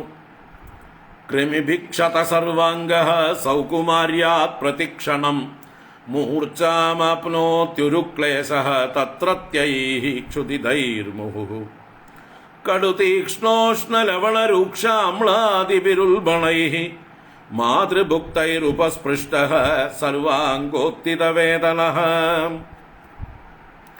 മാതൃഭുക്തൈഹി, മാതാവിനാൽ ഭുജിക്കപ്പെട്ടവയായ അമ്മ കഴിക്കുന്ന എന്തൊക്കെ? കടു, തീക്ഷ്ണ, ഉഷ്ണ, ലവണ, രൂക്ഷ, അമ്ലാദിഭിഹി. അമ്മയ്ക്ക് വായയ്ക്ക് രുചിയൊന്നും ഉണ്ടാവില്ല ഗർഭം വഹിക്കുമ്പോൾ. അപ്പം എന്ത് വേണം? നല്ല എരിവ് വേണമെന്ന് പറയും, നല്ല പുളി വേണമെന്ന് പറയും, നല്ലോണം ഉപ്പ് വേണമെന്ന് പറയും. എല്ലാം കുറച്ച് കൂടുതൽ വേണം, എന്നാലേ നാവില് രുചി ഉണ്ടാവുള്ളൂ, ഇറങ്ങുള്ളൂ. അപ്പോൾ അതാണ് കടു. കടു എന്ന് പറഞ്ഞാൽ എരിവ്.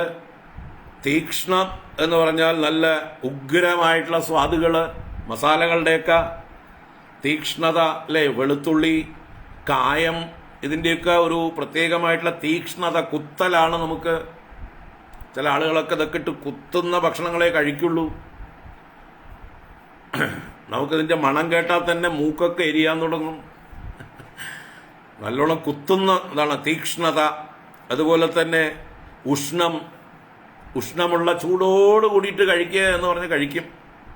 തണുത്ത് കഴിഞ്ഞാൽ രുചി ഉണ്ടാവില്ല. അപ്പോൾ ചൂടോട് കൂടിയിട്ടാണ് കഴിക്കണത്. പോകുന്ന വഴിയൊക്കെ വേവുന്നുണ്ടാവും. ആ ചൂടാണ് ഈ ഗർഭത്തിലിരിക്കുന്ന കുട്ടി അനുഭവിക്കുന്നത്. അപ്പോൾ ഉഷ്ണമുണ്ട് അവിടെ, ലവണം, അമ്മ കഴിക്കുന്ന ഉപ്പിൻ്റേതായിട്ടുള്ള ആ രസം, രൂക്ഷമായിട്ടുള്ളതായിട്ടുള്ള പല ഗന്ധങ്ങൾ, അമ്ലാദിഭിഹി, പുളിപ്പ് മുതലായവ കൊണ്ടും അല്ലേ. നല്ല പച്ചമാങ്ങ, പുളി മുതലായതൊക്കെ തിന്നാൻ നല്ല സ്വാദായിരിക്കും അമ്മമാർക്ക്, ഗർഭിണികൾക്ക്. അപ്പോൾ നല്ല പുളിപ്പ്, അമ്ലാദിഭിഹി, ഇങ്ങനെയുള്ള രസങ്ങളെ കൊണ്ട്, ഉൽബണൈഹി, സഹിക്കാൻ പറ്റാത്തതായിട്ടുള്ള പദാർത്ഥങ്ങളെ കൊണ്ട്, ഉപസ്പൃഷ്ട, സ്പർശിക്കപ്പെട്ടവനായിട്ട്, സർവാംഗ ഉത്തിതവേദന, ഓരോ അവയവങ്ങളിലും ഉണ്ടാവുന്ന വേദനയോടുകൂടിയവനായിട്ട്, പീഡിതനായിട്ട്. അപ്പം അമ്മ കഴിക്കുന്നതായിട്ടുള്ള ഭക്ഷണങ്ങളൊക്കെ ഈ ഗർഭത്തിലുള്ള ശിശുവിനെ വല്ലാതെ വേദനിപ്പിക്കുന്നുണ്ട്, പീഡിപ്പിക്കുന്നുണ്ട്. പക്ഷെ അമ്മയ്ക്ക് അതൊന്നും പ്രശ്നമല്ല. തനിക്ക് നാവിലേക്ക് രുചി വേണമെങ്കിൽ എരിവും പുളിയൊക്കെ നല്ലോണം വേണം. കടുതീക്ഷ്ണോഷ്ണലവണരൂക്ഷ അമ്ലാദിഭിരുൽബണൈഃ മാതൃഭുക്തൈരുപസ്പൃഷ്ടഃ സർവാംഗോത്തിതവേദനഃ ഉൽബേന സംവൃതസ്തസ്മിൻ അന്ത്രൈശ്ച ബഹിരാവൃതഃ ആസ്തേ കൃത്വാ ശിരക്കുക്ഷൗ ഭുഗ്നപൃഷ്ടശിരോധരഃ. ഉൽബം എന്ന് പറഞ്ഞാൽ ഗർഭപാത്രത്തിലെ ആ കവറ്, ജരായു എന്നൊക്കെ പറയുന്ന, പ്ലാസന്റ എന്ന് പറയുന്ന ആ കവറ്. ആ ഉൽബേന സംവൃത, നന്നായി പാക്ക് ചെയ്തിട്ടാണ് അതിൻ്റെ ഉള്ളിലാണ് കിടക്കുന്നത്, ശ്വാസം മുട്ടാൻ. അപ്പോൾ ഉൽബേന സംവൃത, ജരായുവിനാൽ മൂടപ്പെട്ടും, ആന്ത്രൈഹി ബഹിഹി ആവൃത, അമ്മയുടെ കുടലും മറ്റുമൊക്കെ ആന്ത്രാവയവങ്ങളൊക്കെ ചുറ്റും പുറത്ത് വരിഞ്ഞിട്ടുണ്ട്, അതിനാലൊക്കെ ചുറ്റപ്പെട്ടിട്ടുണ്ട്. അതാണ് ബഹിയാവൃത. ബുഗ്ന പൃഷ്ടശിരോധര, ബുഗ്നം വളച്ചിരിക്കുന്നത്, തലയൊന്നും നിവർത്തി നിൽക്കാനുള്ള സ്ഥലമൊന്നുമില്ല അവിടെ. അപ്പോൾ ഒരു അണ്ടിപ്പരിപ്പ് പോലെയാണ് ആള് കിടക്കുന്നത് അല്ലേ, കശുവണ്ടിപ്പരിപ്പ് പോലെ. തല ഉള്ളിലോട്ട്, തൻ്റെ തന്നെ കാലിൻ്റെ ഉള്ളിലോട്ട്. നമ്മളൊക്കെ അല്ലേ, കുട്ടികളൊക്കെ നല്ല തണുപ്പത്ത് കമ്പിളിയുടെ ഉള്ളിൽ പുതച്ചിട്ട് എങ്ങനെ കിടക്കുമോ, അതിനേക്കാൾ തലയെ കാലിൻ്റെ ഉള്ളിലേക്ക് ഇട്ടിട്ട്. അതാണ് ബുഗ്ന പൃഷ്ടശിരോധര. പൃഷ്ഠവും ശിരോധരവും, മുതുകും തലയുമൊക്കെ നല്ലപോലെ ബുഗ്നമാക്കിയിട്ട്, വളച്ചിട്ട്, അണ്ടിപ്പരിപ്പ് പോലെ ആക്കിയിട്ട്, തസ്മിൻ കുക്ഷൗ ശിരഃ കൃത്വ, അവനവൻ്റെ കുക്ഷിയിലേക്ക്, വയറിലേക്ക് തന്നെ ശിരസിനെ മടക്കി വെച്ചിട്ട്, ഒരു പുഴു കിടക്കം പോലെ. തസ്മിൻ കുക്ഷൗ ശിരകൃത്വ ആസ്തേ, അങ്ങനെ കിടക്കുന്നു. ഒരു പുഴു ചുരുണ്ട് കിടക്കും പോലെയാണ് കിടക്കുന്നത്. ഉൽബേന സംവൃതസ്തസ്മിൻ അന്ത്രൈശ്ച ബഹിരാവൃതഃ ആസ്തേ കൃത്വാ ശിരകുക്ഷൗ ഭുഗ്നപൃഷ്ടശിരോധരഃ അകൽപഃ സ്വാംഗചേഷ്ടായാം ശകുന്തൈവ പഞ്ചരേ തത്ര ലബ്ധസ്മൃതിർദൈവാത് കർമ്മജന്മശതോത്ഭവം സ്മരൻ ദീർഘമനുച്ഛ്വാസം ശർമ്മ കിം നാമ വിന്ദതേ. അപ്പോൾ പഞ്ചരേ ശകുന്തഃ ഇവ, ഒരു കൂട്ടിൽ ഇട്ടതായിട്ടുള്ള ഒരു പരുന്ത് അല്ലെങ്കിൽ ഒരു പക്ഷിയെ പോലെ, കൂട്ടിലിട്ട പക്ഷിക്ക് എന്തിനെങ്കിലും സ്വാതന്ത്ര്യമുണ്ടോ? ഒന്ന് ചിറക് വിരുത്താനോ ഒന്ന് പറക്കാനോ വല്ല സ്വാതന്ത്ര്യമുണ്ടോ? അപ്പൊ കൂട്ടിൽപ്പെട്ട പഞ്ചരത്തിൽപ്പെട്ട ശകുന്തത്തെ പോലെ, പക്ഷിയെ പോലെ, സ്വാംഗചേഷ്ടായാം അകൽപഹ, തന്റെ അംഗങ്ങളെ ചേഷ്ടിക്കാൻ കയ്യോ കാലോ ഒക്കെ ഒന്ന് നിവർത്താനായിക്കൊണ്ട് ശക്തിയില്ല. ഒന്നാമത് തനിക്ക് ശക്തിയില്ല, പിന്നെ സ്പേസും ഇല്ല, അവിടെ രണ്ടുമില്ല. അങ്ങനെ അസമർത്ഥനായി ജന്മശതോത്ഭവം കർമ്മ ദൈവാത് ലബ്ധസ്മൃതി അനുച്ഛ്വാസം സ്മരന് കിം നാമ ശർമ്മ വിന്ദതേ. അപ്പോ ജന്മശതോത്ഭവം കർമ്മ, നൂറുകണക്കിന് ജന്മങ്ങളിൽ ചെയ്തു വെച്ചതായിട്ടുള്ള പാപകർമ്മങ്ങളെക്കുറിച്ച് ദൈവാത് ലബ്ധസ്മൃതി, ഈശ്വരേച്ഛ കൊണ്ട് സ്മൃതി ലഭിച്ചവനായിട്ട് 7-ാം മാസം ആവുമ്പോഴേക്കും സ്മൃതി ലഭിക്കും, ഓർമ്മയുണ്ടാവും, പൂർവ്വജന്മ സ്മരണയൊക്കെ വരും. അപ്പൊ ഏതേത് ജന്മങ്ങളിൽ താൻ ഏതേത് പാപങ്ങൾ ചെയ്തു അതൊക്കെ ഓർമ്മ വരും.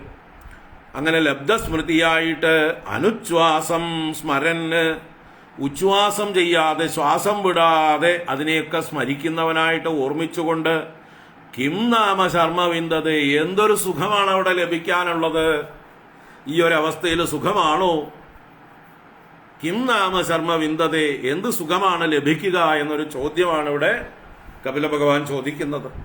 നല്ല സുഖമാണല്ലേ എന്നാ ചോദിക്കുന്നത്.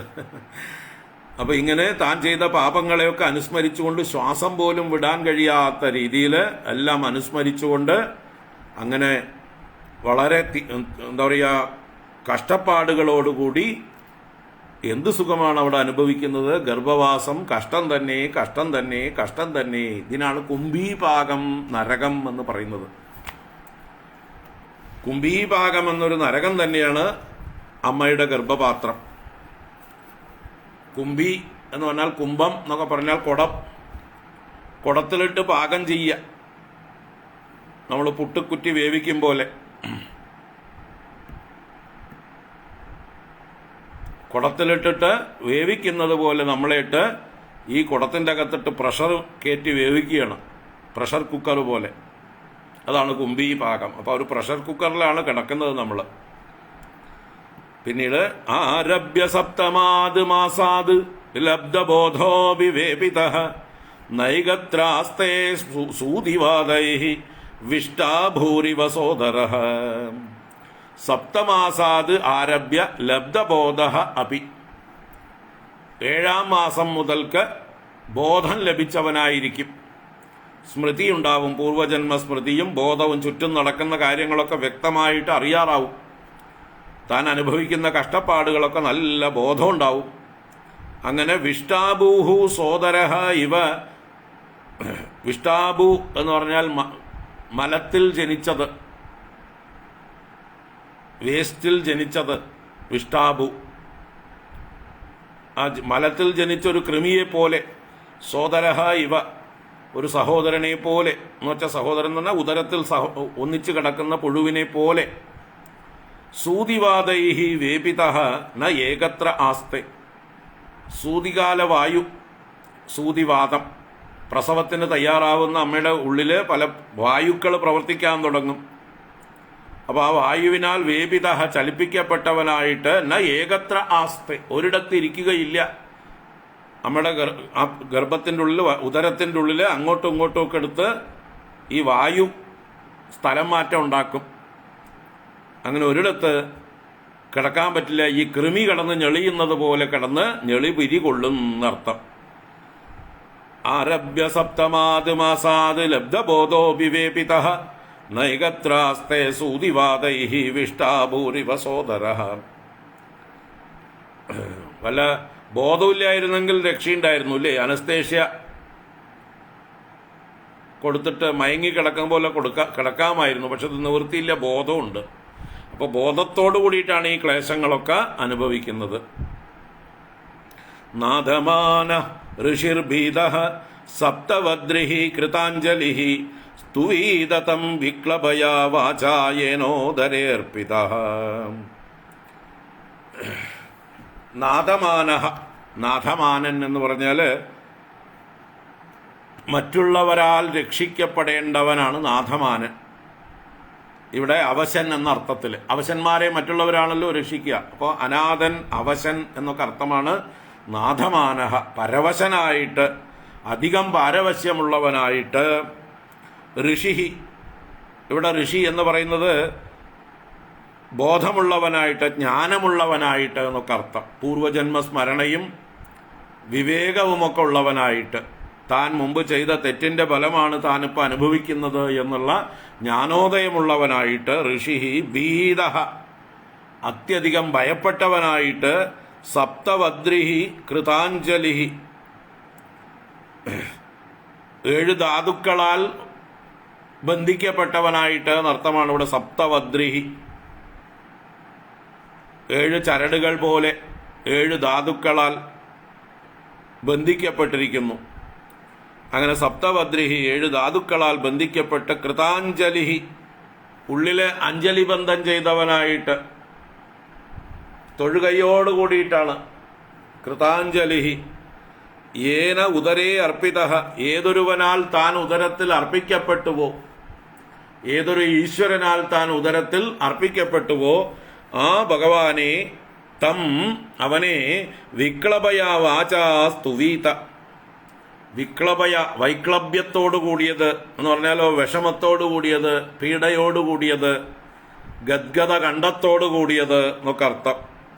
വാച വാക്കുകൊണ്ട് എന്ന് പറഞ്ഞാൽ നന്നായി ഉച്ചത്തിൽ വരാത്തതായിട്ടുള്ള അവശമായിരിക്കുന്ന ഗദ്ഗത കണ്ഠത്തോടു കൂടിയ വാക്കുകളെ കൊണ്ട് സ്തുവീത, സ്തുതിക്കും.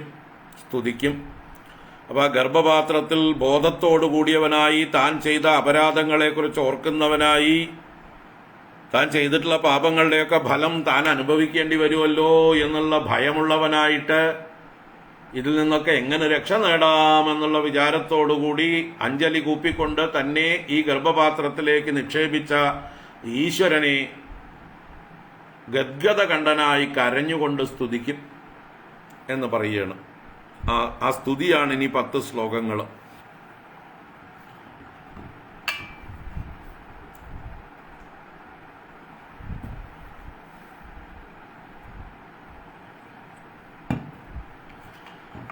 ജന്തുരുവാച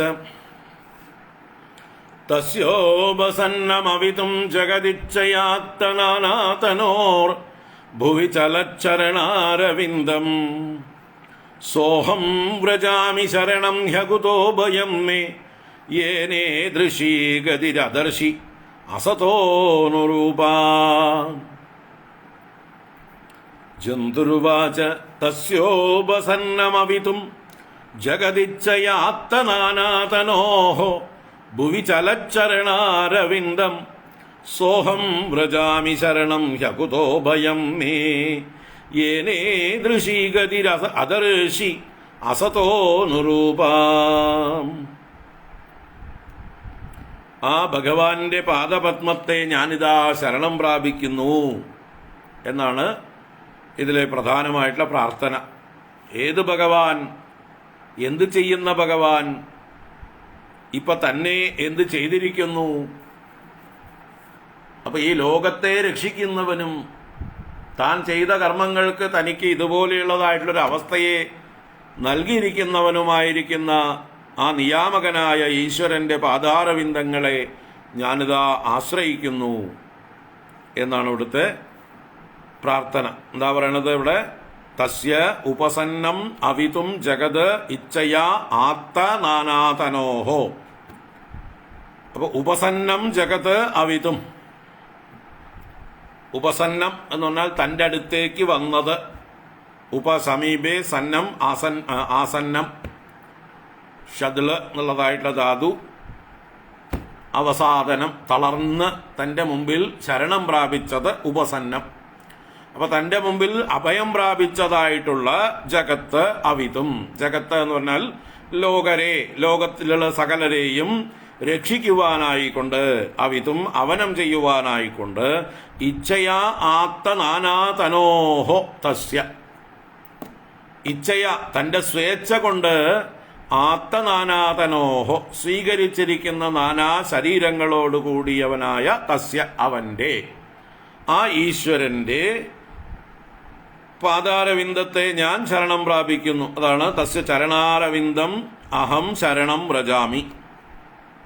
അദ്ദേഹത്തിന്റെ പാദാരവിന്ദത്തെ ഞാൻ ശരണം പ്രാപിക്കുന്നു. ആ പാദാരവിന്ദം എങ്ങനെയുള്ളത്? ഭുവി ചലത്ത്, ഭുവി ചലിക്കുന്നത്. അതെങ്ങനെയുള്ളതാണ്? അകുതോ ഭയം എന്നും കൂടിയുണ്ട്. അകുതോ ഭയം എന്ന് പറഞ്ഞാൽ ഒരിടത്തു നിന്നും ഭയമില്ലാത്തതാണ് ഭഗവാന്റെ പാദാരവിന്ദം. കുതഹ ഭയം, കുതഹ ബി ന ഭയം. ഒരിടത്തു നിന്നും അതിന് ഭയമൊന്നുമില്ല. ഭഗവാന് പാദം വയ്ക്കാൻ ആരുടെയും അനുവാദമൊന്നും വേണ്ട.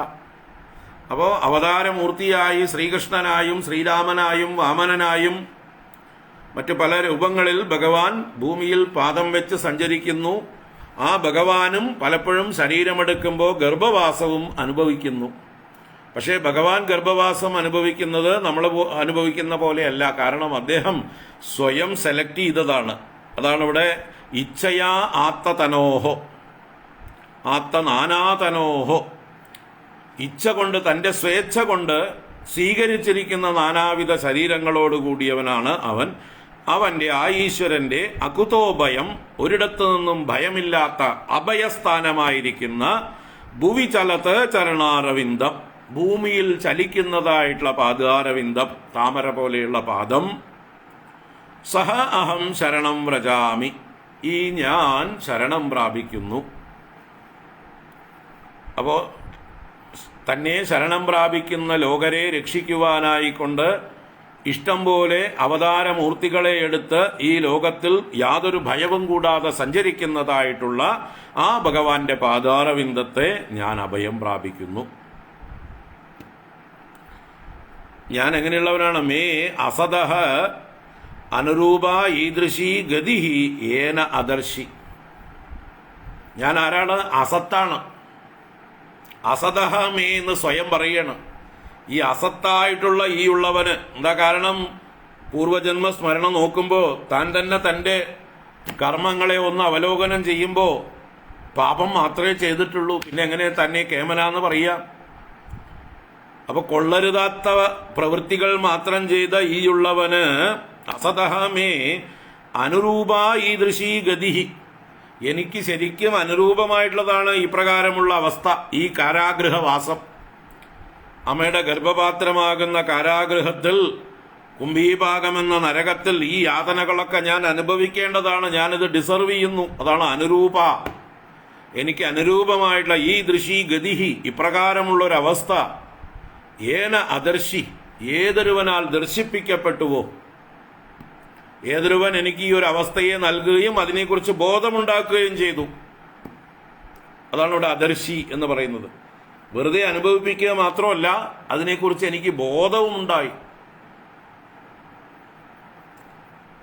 അപ്പൊ ഏതൊരുവനാണോ എന്നെ എൻ്റെ കർമ്മത്തിനനുസരിച്ച് ഞാൻ അർഹിക്കുന്ന ഒരവസ്ഥയെ ഈ ഗർഭപാത്രത്തിൽ നൽകി അതിനെക്കുറിച്ചിട്ടുള്ള അറിവ് അഥവാ ബോധവും എനിക്ക് ജനിപ്പിച്ചത്, ആ ഭഗവാന്റെ പാദാരവിന്ദത്തെ ഞാൻ ശരണം പ്രാപിക്കുന്നു. എന്തിനാ? എൻ്റെ സകല ഭയത്തെയും തീർത്ത് രക്ഷിക്കുവാനുള്ള ശക്തി, കാരുണ്യം ഒക്കെ ആ ഭഗവാന് മാത്രമേ ഉള്ളൂ. അതുകൊണ്ട് ഞാൻ ആ ഭഗവാനെ ശരണം പ്രാപിക്കുന്നു. ഞാനിതൊക്കെ ഡിസർവ് ചെയ്യുന്നത് തന്നെയാണ്, എനിക്കറിയാം.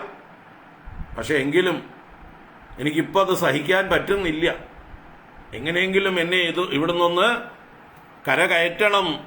അതിനുവേണ്ടിയാണ് ഞാൻ അങ്ങയുടെ പാദാരവിന്ദത്തെ ശരണം പ്രാപിക്കുന്നത്.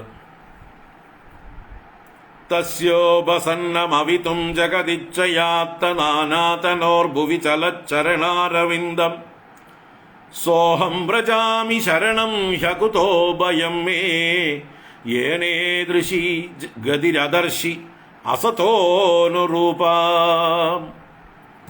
അപ്പോൾ അസത്തായ എനിക്ക് അനുരൂപമായ ഈ ഒരു ഗതിയെ നൽകുകയും അതിനെ ബോധ്യപ്പെടുത്തി തരികയും, നിനക്ക് തന്നിരിക്കുന്ന ഈ ശിക്ഷയെക്കുറിച്ച് നീ ബോധിക്കണം, നീ അറിയണം, എങ്കിലേ നീ ഇനി ഒരിക്കലും ഇത് ചെയ്യാതിരിക്കുകയുള്ളൂ എന്നെനിക്ക് കാണിച്ചു തരികയും ചെയ്ത ആ ഭഗവാന്റെ പാദാരവിന്ദങ്ങളെ ഞാൻ ശരണം പ്രാപിക്കുന്നു. ഇത് നമ്മളൊക്കെ സ്തുതിച്ചതാണ് ഗർഭത്തിൽ കിടക്കുമ്പോൾ. ഭഗവാനോട് ക്ഷമാപണം ചെയ്തതാണ്. ഇനി മേലിൽ ഇങ്ങനെയൊന്നും ചെയ്യില്ല എന്ന് പറഞ്ഞുകൊണ്ട്. പക്ഷെ നമ്മളൊക്കെ മറന്നു. പുറത്തേക്ക് വന്നപ്പോൾ എല്ലാം മറന്നു. അതാണ് മായ.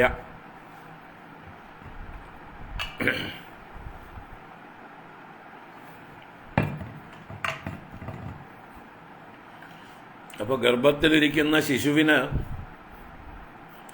പുംസവനം എന്നുള്ളതായിട്ടൊരു സംസ്കാര കർമ്മമുണ്ട് അല്ലേ? സീമന്തോന്നയനം, പുംസവനം മുതലായ സംസ്കാര കർമ്മങ്ങൾ. അതിൽ സീമന്തോന്നയനം പ്രധാനമായിട്ടും ഗർഭിണിയായ അമ്മയ്ക്കുള്ളതാണ്. പുംസവനം ഗർഭത്തിലിരിക്കുന്ന ശിശുവിനുള്ളതാണ്. പുംസവനം പുമാനെ സവിക്കുവാൻ വേണ്ടിയുള്ള മന്ത്രങ്ങൾ കൊണ്ട് ചെയ്യുന്ന സംസ്കാര കർമ്മമാണ് പുംസവനം. പുമാൻ എന്നാൽ ഈശ്വരൻ. അപ്പോൾ ഈ ഗർഭത്തിലിരിക്കുന്ന ശിശുവിനോട് നീ ഈശ്വരൻ തന്നെയാണ് എന്നുള്ള ഓർമ്മ ഉണ്ടാക്കി കൊടുക്കുന്നതായിട്ടുള്ള സംസ്കാര കർമ്മമാണ് പുംസവനം എന്നുള്ളതായിട്ടുള്ള ആ ഒരു ക്രിയ. ആ ഒരു ആശ്വാസമാണത്. അവിടെ കിടന്ന് ദീനനായി ഇങ്ങനെ കിടന്ന് കഷ്ടപ്പെടുമ്പോൾ ബോധം വയ്ക്കുകയും ചെയ്തു. ആ ബോധം ഉണ്ടായ ഉടനെ തന്നെ തത്വമസി എന്നുള്ള ബോധം ഉണ്ടാക്കുകയാണ്. നീ ഈശ്വരനാണ്, നീ പേടിക്കണ്ട, നിനക്ക് വിഷമമുണ്ടാവില്ല, നീ നിന്നെ തന്നെ അറിയണം, അപ്പോൾ നിന്റെ ഈ വിഷമമെല്ലാം മാറും എന്നുള്ള അർത്ഥത്തിൽ ഉള്ള ഉപദേശമാണ്, ഗർഭസ്ഥ ശിശുവിനുള്ള ഉപദേശമാണ് ഈ പുംസവനത്തിലുള്ളതായിട്ടുള്ള ക്രിയകൾ.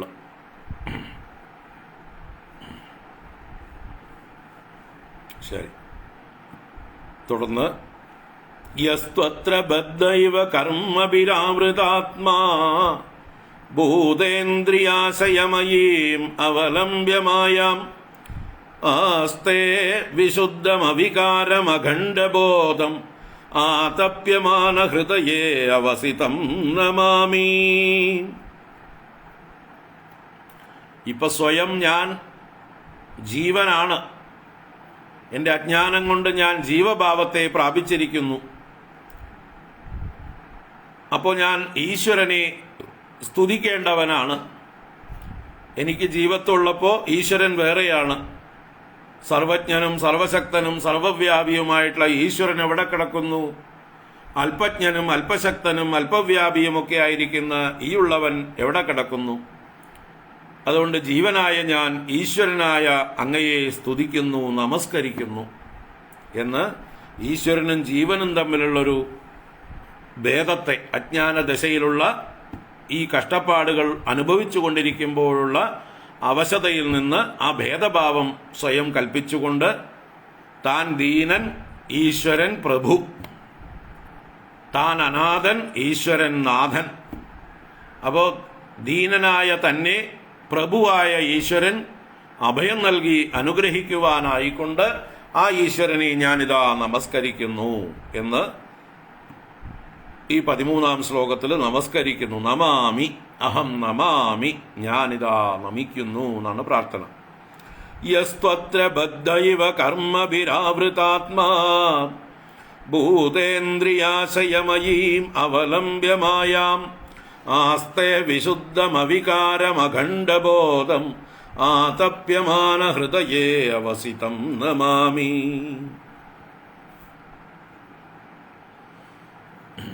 ഇത് പറയുമ്പോഴും ഭേദബുദ്ധിയോടുകൂടി ഈശ്വരനെ നമസ്കരിക്കുമ്പോഴും ഈ സ്തുതിയുടെ ആധ്യാത്മികമായിട്ടുള്ള തത്വം ആ ഈശ്വരൻ തന്നെയാണ് എൻ്റെയും സ്വരൂപം എന്നുള്ള സൂചന അതിലുണ്ട്.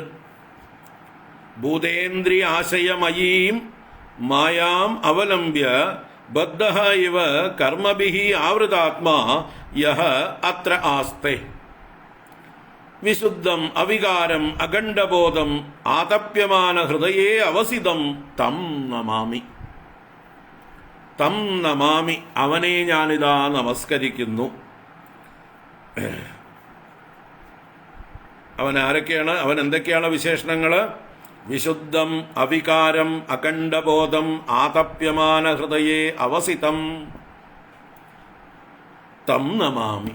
അപ്പോൾ വിശുദ്ധം, ഈശ്വരൻ പരിശുദ്ധനാണ്, അവികാരം വികാരരഹിതനാണ്, പരിണാമരഹിതനാണ്, അഖണ്ഡബോധം പരിപൂർണമായ ബോധസ്വരൂപനാണ്, ജ്ഞാനസ്വരൂപനാണ്, ആതപ്യമാന ഹൃദയെ അവസിതം നല്ലതുപോലെ തപിക്കുന്നതായിട്ടുള്ള ഹൃദയങ്ങളിൽ, വേദനിക്കുന്നവരായിട്ടുള്ള ആളുകളുടെ ഹൃദയങ്ങളിൽ പ്രകാശിക്കുന്നവനാണ്. അങ്ങനെയുള്ള അങ്ങയെ ഞാനിതാ, ഈശ്വരനെ ഞാനിതാ നമസ്കരിക്കുന്നു. അപ്പോ ഭൂതേന്ദ്രിയ ആശയമയീം മായാം അവലംബ്യ. ഭൂതങ്ങൾ, ഇന്ദ്രിയങ്ങൾ, ആശയങ്ങൾ. എന്താണ് ഭൂതങ്ങൾ? പഞ്ചഭൂതങ്ങൾ. ഇന്ദ്രിയങ്ങൾ 10 ഇന്ദ്രിയങ്ങൾ. ആശയം അന്ധക്കരണം എന്ന് വെച്ചാലോ 24 തത്വങ്ങളെയാണ് ഇവിടെ സൂചിപ്പിച്ചത്. ഈ പ്രപഞ്ച നിർമ്മിതിക്ക് ആവശ്യമായിട്ടുള്ള 24 തത്വങ്ങൾ, പഞ്ചഭൂതങ്ങളും പഞ്ചതന്മാത്രകളും 10 ഇന്ദ്രിയങ്ങളും 4 അന്ധക്കരണങ്ങളും, മൊത്തം 24ആയി. അപ്പോൾ ഭൂതേന്ദ്രിയ ആശയമയീം 24 തത്വങ്ങളുടെ രൂപത്തിലിരിക്കുന്ന മായാം. മായ എന്നാൽ പ്രകൃതി തന്നെയാണ്. മായാം തു പ്രകൃതിം വിദ്യാത്. മായയെ പ്രകൃതി എന്നറിയണം. മായിനം തു മഹേശ്വരം. ആ മായാവി, മായയുടെ ഉടമസ്ഥനെ മഹേശ്വരൻ എന്നും അറിയണം. അതോടെ ആ മായയെ, പ്രകൃതിയെ അവലംബ്യ ബദ്ധഹായിവ, ആ പ്രകൃതിയെ അവലംബിച്ചുകൊണ്ട് സ്വീകരിച്ചുകൊണ്ട്, ബദ്ധഹ ഇവ, ഒരു ബദ്ധനെ പോലെ, സ്വയം ബന്ധിക്കപ്പെട്ടവനെ പോലെ, കർമ്മഭിഹി ആവൃതാത്മാ, കർമ്മങ്ങളാൽ മറയ്ക്കപ്പെട്ട സ്വരൂപത്തോടുകൂടിയവനായി, ബോധം മറയപ്പെട്ടവനായിട്ട്, സ്വയം ആത്മാവാണ്, സ്വയം ഈശ്വരനാണ് എന്നതെല്ലാം മറയപ്പെട്ടുകൊണ്ട്, യഹ അത്ര ആസ്തെ, ഏതൊരുവനാണോ ഇവിടെ വസിക്കുന്നത്. അപ്പോ ഈശ്വരനെ ഇങ്ങനെ പറയുമ്പോഴും ആരാണോ ഇവിടെ ഇരിക്കുന്നത് എന്ന് പറയുമ്പോൾ ഈശ്വരൻ തന്നെയാണ് ഈ 24 തത്വങ്ങളായ പ്രകൃതിയെ ആശ്രയിച്ചുകൊണ്ട് സ്വയം അതിൽ കുടുങ്ങിയവനെ പോലെ, ബദ്ധൻ എന്ന പോലെ, കർമ്മവാസനകളെ കൊണ്ട് ആവരണം ചെയ്യപ്പെട്ട സ്വരൂപത്തോടുകൂടിയവനായിട്ട് കഴിയുന്നത്. തന്നെ തന്നെയാണ് പറയുന്നത്. ആ താൻ തന്നെയാണ് വാസ്തവത്തിൽ സ്തുതിക്കപ്പെടുന്നതായിട്ടുള്ള ഈശ്വരനും. പക്ഷേ ഇപ്പൊ തനിക്ക് ഈ അവശതയുണ്ട്. ഈശ്വരീയത തന്നിലിപ്പോൾ പ്രകടമല്ല. താൻ ഈശ്വരനായിരുന്നു, പക്ഷെ ഇപ്പൊ താൻ അവശനാണ്, ദീനനാണ്. അതുകൊണ്ട് അവശനായിട്ടുള്ള താൻ ഈ കർമ്മങ്ങളെ കൊണ്ട്, കർമ്മവാസനകളെ കൊണ്ട് ആവരണം ചെയ്യപ്പെട്ടിരിക്കുന്ന ഈ പ്രകൃതിയിൽ പെട്ടുകിടക്കുന്നതായിട്ടുള്ള ഈ ഞാൻ, ജീവൻ എന്ന ഈ ഞാൻ, വിശുദ്ധം അവികാരം അഖണ്ഡബോധം ആതപ്യമാന ഹൃദയെ അവസിതം തം നമാമി. പരിശുദ്ധനായവനും വികാരരഹിതനായവനും അഖണ്ഡബോധസ്വരൂപൻ, പരിപൂർണ ജ്ഞാനസ്വരൂപനായവനും, ആതപ്യമാന ഹൃദയെ അവസിതം, നല്ലതുപോലെ തപിക്കുന്നവരുടെ ഹൃദയത്തിൽ വസിക്കുന്നവനും ആയിട്ടുള്ള ആ ഈശ്വരനെ ഞാൻ നമസ്കരിക്കുന്നു. അപ്പൊ ഈശ്വരൻ സ്വതന്ത്രനാണ്, ശരണ്യനാണ്. ജീവൻ ബദ്ധനാണ്, ദീനനാണ്. ഈ ഒരു ഭേദം ഇവിടെ പ്രകടിപ്പിച്ചുകൊണ്ടും എന്നാൽ വാസ്തവത്തിൽ രണ്ടും ഒന്നാണെന്നുള്ള സൂചന നൽകിക്കൊണ്ടുമാണ് ഈ സ്തുതി. അദ്വൈതപരമായിട്ടും വ്യാഖ്യാനിക്കാം, ഭക്തിപരമായി ദ്വൈതപരമായിട്ടും വ്യാഖ്യാനിക്കാം. ആത്യന്തികമായിട്ട് അതിൻ്റെ താല്പര്യം അദ്വൈതം തന്നെയാണ്. വാസ്തവത്തിൽ ഞാനിങ്ങനെ ദുഃഖിക്കേണ്ട ആവശ്യമില്ല. എന്തുകൊണ്ട് ഞാൻ ദുഃഖിക്കുന്നു? ഞാൻ എന്നെ മറന്നതുകൊണ്ട് ദുഃഖിക്കുന്നു. ഞാൻ പുരുഷനാണ് എന്നുള്ളത് മറന്ന് ഈ പ്രകൃതിയുമായി ചേർന്ന് ജീവഭാവം പ്രാപിച്ച് ഞാൻ അവശനായിരിക്കുന്നു. അതുകൊണ്ട് സ്വതന്ത്രനായ ഈശ്വരനെ ഞാൻ ഭജിക്കുന്നു. അപ്പൊ ഞാൻ എന്നെ അറിയുന്നുണ്ട്. ഞാൻ അവശനായിരിക്കുന്നു, ഞാൻ പ്രകൃതിയുമായി ചേർന്നിരിക്കുന്നു. യഥാർത്ഥത്തിൽ ഞാൻ ഈശ്വര സ്വരൂപി തന്നെയാണ്. പക്ഷെ ഇപ്പം എനിക്കത് ബോധ്യമില്ല. ഇപ്പം ഞാൻ കഷ്ടപ്പെടുന്നു. അതുകൊണ്ട് ഇപ്പം ഞാൻ ഭഗവാനെ ഭജിക്കുന്നു. ആഞ്ജനേയസ്വാമി പറഞ്ഞതുപോലെ ദേഹബുദ്ധ്യാതു ദാസോഹം ജീവബുദ്ധ്യാ ത്വദംശകഃ ആത്മബുദ്ധ്യാ ത്വമേവാഹം. ഇതി മേ നിശ്ചിതാ മതി. ഞാൻ ആത്മബുദ്ധിയോടുകൂടി കാണുകയാണെങ്കിൽ രാമനും ഹനുമാനും ഒന്നു തന്നെയാണ്. ഞാൻ ജീവനും അങ്ങ് ഈശ്വരനുമാണെന്ന് കാണുമ്പോൾ അങ്ങ് പൂർണ്ണൻ, ഞാൻ അംശം. ജീവബുദ്ധ്യാ ത്വദംശക. ദേഹമാണ് ഞാനെന്ന് ഞാൻ കരുതുമ്പോഴോ ഞാൻ ഭൃത്യൻ, അങ്ങെൻ്റെ സ്വാമി. ദേഹബുദ്ധ്യാ തു ദാസോഹം. അപ്പം ഇങ്ങനെ എൻ്റെ ബുദ്ധി പലപ്പോഴും പല തലങ്ങളിൽ ചപലമായിക്കൊണ്ടിരിക്കുന്നു. ഞാനൊരു വാനരനല്ലേ, അതുകൊണ്ട് എൻ്റെ ബുദ്ധി ഇങ്ങനെ ഇളകിക്കൊണ്ടിരിക്കും. അപ്പോൾ ഇടയ്ക്ക് ദേഹബുദ്ധി വരുമ്പോൾ ഞാൻ അങ്ങയുടെ ദാസനാണ്, ഭൃത്യനാണെന്ന് കരുതും. ഞാൻ ജീവനാണെന്ന് കരുതുമ്പോൾ അങ്ങയുടെ അംശമാണെന്ന് കരുതും. ഞാൻ ആത്മാവാണെന്ന് കരുതുമ്പോൾ അങ്ങ് തന്നെയാണ് ഞാനെന്ന് കരുതും. അപ്പോൾ നമ്മളുമൊക്കെ ഈ അവസ്ഥ തന്നെയാണ്. പലപ്പോഴും ധ്യാനത്തിലിരുന്നാൽ, ഈ സത്സംഗത്തിലൊക്കെ ഇരിക്കുമ്പോൾ നമുക്ക് ആത്മസ്വരൂപമാണെന്നുള്ള ഓർമ്മ വരും. ഇടയ്ക്ക് നമ്മൾ ജീവനാണെന്ന് തോന്നും. ഇടയ്ക്ക് നമ്മൾ ദേഹബുദ്ധിയിലേക്ക് താഴ്ന്നു പോകും. അപ്പം നമ്മൾ അവശന്മാരായി, ദുഃഖികളായി, ഞാൻ വേറെ ഈശ്വരൻ വേറെ. അപ്പോൾ ഈശ്വരനെ സ്വാമിയും ഞാൻ ദാസനുമായി കരുതുന്നു. നമ്മളൊക്കെ വാനരന്മാർ തന്നെയാണ്. ഇടയ്ക്കിടയ്ക്ക് ബോധം മാറി മാറിക്കൊണ്ടിരിക്കുന്നു, ചഞ്ചലമായി കൊണ്ടിരിക്കുന്നു. അതാണ് ഇവിടുത്തെ സ്തുതിയിലെ സൂചന. യസ്ത്വത്ര ബദ്ധൈവ കർമ്മഭിരാവൃതാത്മാ ഭൂതേന്ദ്രിയാശയമയീം അവലംബ്യമായാം ആസ്തേ വിശുദ്ധമവികാരമഖണ്ഡബോധം ആതപ്യമാന ഹൃദയേ അവസിതം നമാമി. അപ്പോൾ ഈശ്വരനെ സംബന്ധിച്ച് ശരീരമെടുക്കുന്നതും ഓരോ അവതാരങ്ങളൊക്കെ ചെയ്യുന്നതൊക്കെ ലീലയാണ്. എന്നെ സംബന്ധിച്ച് കഷ്ടമാണ്. ഒരു കൊച്ചുകുട്ടിയും അച്ഛനും തമ്മിൽ കളിക്കുകയാണെങ്കിൽ അച്ഛന് ലീലയാണ്, കുട്ടിക്ക് സീരിയസ് ആണ് അല്ലേ? ബോക്സിംഗ് ആണ് കളിക്കണമെന്ന് വിചാരിക്കുക, അച്ഛനും മകനും കൂടിയിട്ട്, കൊച്ചുകുട്ടി. അപ്പോൾ കുട്ടിയെ വളരെ സീരിയസ് ആയിട്ടാണ് അച്ഛനെ ഇടിക്കുന്നത്. അച്ഛനെ എങ്ങനെയെങ്കിലും തോൽപ്പിക്കണം. അച്ഛനോ കുട്ടിയെ ഒരു ഇടി ഇടിച്ചാൽ പണി കഴിയും, അതുകൊണ്ട് ഇടിക്കാനും പറ്റില്ല. അപ്പോൾ ഇടിക്കുന്നത് പോലെ ഭാവിക്കും. ലീലയാണ്. അതുപോലെയാണ് ഈശ്വരനും ജീവനും തമ്മിലുള്ള ഭേദം. അജ്ഞാനിയായ ജീവൻ ഈ കൊച്ചുകുട്ടിയെ പോലെ സീരിയസ് ആയിട്ട് എടുക്കണു ഈ ജീവിതത്തെ, എന്നിട്ട് വിഷമിക്കുന്നു. ഈശ്വര അവതാരങ്ങളാകട്ടെ ഈ അച്ഛൻ കളിക്കും പോലെ കളിക്കുകയാണ്.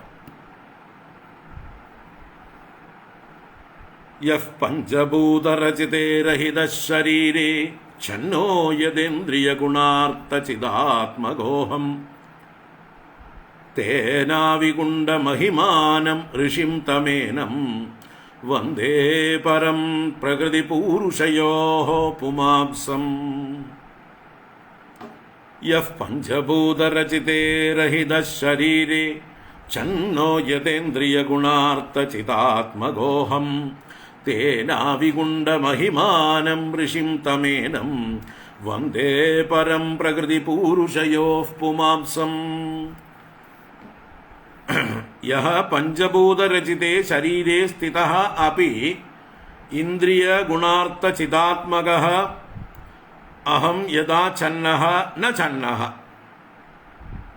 രഹിതഃ തേന അവികുണ്ഡ മഹിമാനം ഋഷിം പ്രകൃതിപൂരുഷയോഃ പരം പുമാംസം വന്ദേ. ആ ഈശ്വരനെ ഞാൻ വന്ദിക്കുന്നു. ഈശ്വരനും ഞാനും തമ്മിലുള്ള ഭേദം എന്താണ്? ഒരു ജയിലറും ഒരു പ്രിസണറും തമ്മിലുള്ള ഭേദമാണ് എന്നർത്ഥം അല്ലേ? രണ്ടുപേരും ജയിലിലെ വാസം. ജയിലർക്കും ജയിലിൽ തന്നെയാണ് ഫുൾ ടൈം ജോലി.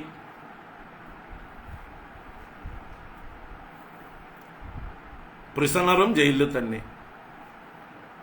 പക്ഷെ ഒരാള് ജയിലിൽ താമസിക്കുമ്പോഴും സ്വതന്ത്രനാണ്,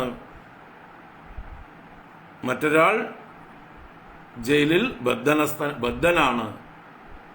അവശനാണ്. ജയിലർക്ക് വേണമെങ്കിൽ ലീവ് എടുത്ത് എപ്പോൾ വേണമെങ്കിൽ പോകാം,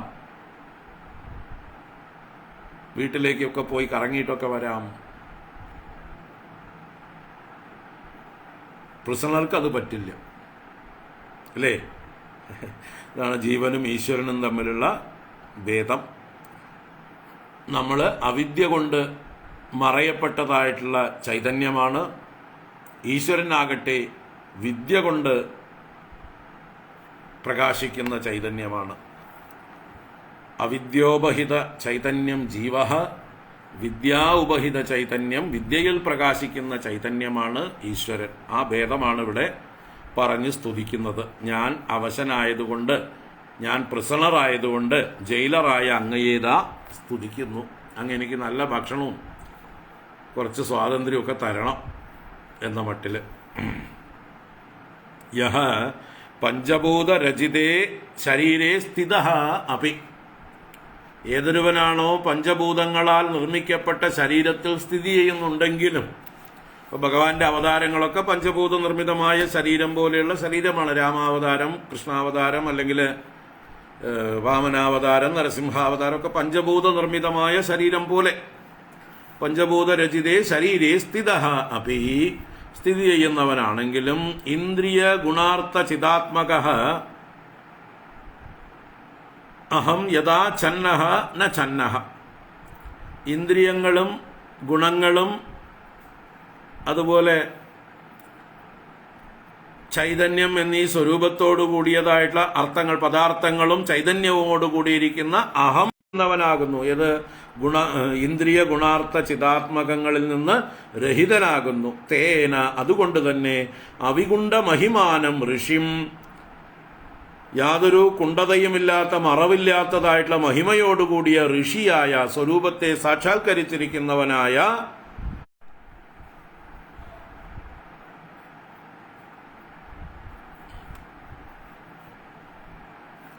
പ്രകൃതി പുരുഷയോഹോ പരം പുമാംസം വന്ദേ, പ്രകൃതി പുരുഷന്മാരിൽ നിന്ന് പരനായിരിക്കുന്ന പുമാൻ, പുരുഷനായിരിക്കുന്ന ഉത്തമ പുരുഷനായിരിക്കുന്ന അങ്ങയെ ഞാനിതാ വന്ദിക്കുന്നു. അങ്ങ് പ്രകൃതിക്ക് അധീനനല്ല, പ്രകൃതിക്ക് പരനാണ്. ഞാനോ പ്രകൃതിക്ക് അധീനൻ. അപ്പൊ പ്രകൃതിക്ക് അധീനനായ ഈ ജീവൻ പ്രകൃതിക്ക് അതീതനായ പരനായ പുരുഷനായ പരമപുരുഷനായ ഈശ്വരനായ അങ്ങയെ, സ്വതന്ത്രനായ അങ്ങയെ ഞാനിതാ വന്ദിക്കുന്നു. അങ്ങെനിക്ക് അഭയം നൽകണം, അങ്ങെന്നെ അനുഗ്രഹിക്കണം. ഇതാണ് പ്രാർത്ഥന. ഇനിയും പ്രാർത്ഥന തുടരുന്നുണ്ട്. മുഴുവൻ കണ്ടു കഴിയുമ്പോൾ നമുക്ക് അതിൻ്റെ മുഴുവനായിട്ടുള്ളൊരു രൂപം കാണാം. നാളെ തുടരാം. നാളെ ഇല്ല, നാളെ ഞായറാഴ്ച ദേവി മഹാത്മ്യ ക്ലാസ് ഉണ്ട് പുറത്ത്. വൈകുന്നേരം വേറെ എൻഗേജ്മെൻ്റ് ഒന്നും ഇല്ലെങ്കിൽ ചെയ്യാം, നോക്കട്ടെ. വൈകുന്നേരത്തെ പരിപാടി നോക്കിയിട്ട് നാളെ പോസ്റ്റ് ഇടാം. നാളെ 4:30 ക്ലാസ് ഉണ്ടോ എന്നൊന്ന് ചെക്ക് ചെയ്തോളൂ. ഹരി ഓം. കായേന വാചാ മനസേന്ദ്രിയൈർവാ ബുദ്ധ്യാത്മനാ വാ പ്രകൃതേ സ്വഭാവാത് കരോമി യദ്യത് സകലം പരസ്മൈ നാരായണായേതി സമർപ്പയാമി. ഓം ശാന്തി ശാന്തി ശാന്തി. ഹരി ഓം. ശ്രീ ഗുരുഭ്യോ നമഃ. ഹരി ഓം. 18-ാം തീയതിത്തെ ദേവി മഹാത്മ്യ പാരായണത്തിന് വരുന്നവർ കൃത്യമായിട്ട് 14-ാം തീയതി വൈകുന്നേരത്തിൻ്റെ ഉള്ളിൽ പേര് തന്ന് വിവരം തരിക. അപ്പോഴേ എല്ലാവർക്കും വേണ്ട ഭക്ഷണവും മറ്റ് സൗകര്യങ്ങളും ഒക്കെ ഇവിടെ ചെയ്യാൻ പറ്റുള്ളൂ. അതിനു വേണ്ടിയിട്ടാണ്. അപ്പോൾ അറിയിക്കുക, വരുന്നവർ എത്ര പേരുണ്ട് എന്നൊരു സംഖ്യ കിട്ടാൻ വേണ്ടിയിട്ടാണ്. ഹരി ഓം. എല്ലാവർക്കും ശുഭദിനം ആശംസിക്കുന്നു. നാളെ വൈകിട്ട് ഉണ്ടെങ്കിൽ കാണാം. രാവിലെ ദേവി മഹാത്മ്യ ക്ലാസ് തപോവരിഷ്ഠാശ്രമത്തിൽ നിന്ന് ലൈവ് ചെയ്യാം. ഹരി ഓം.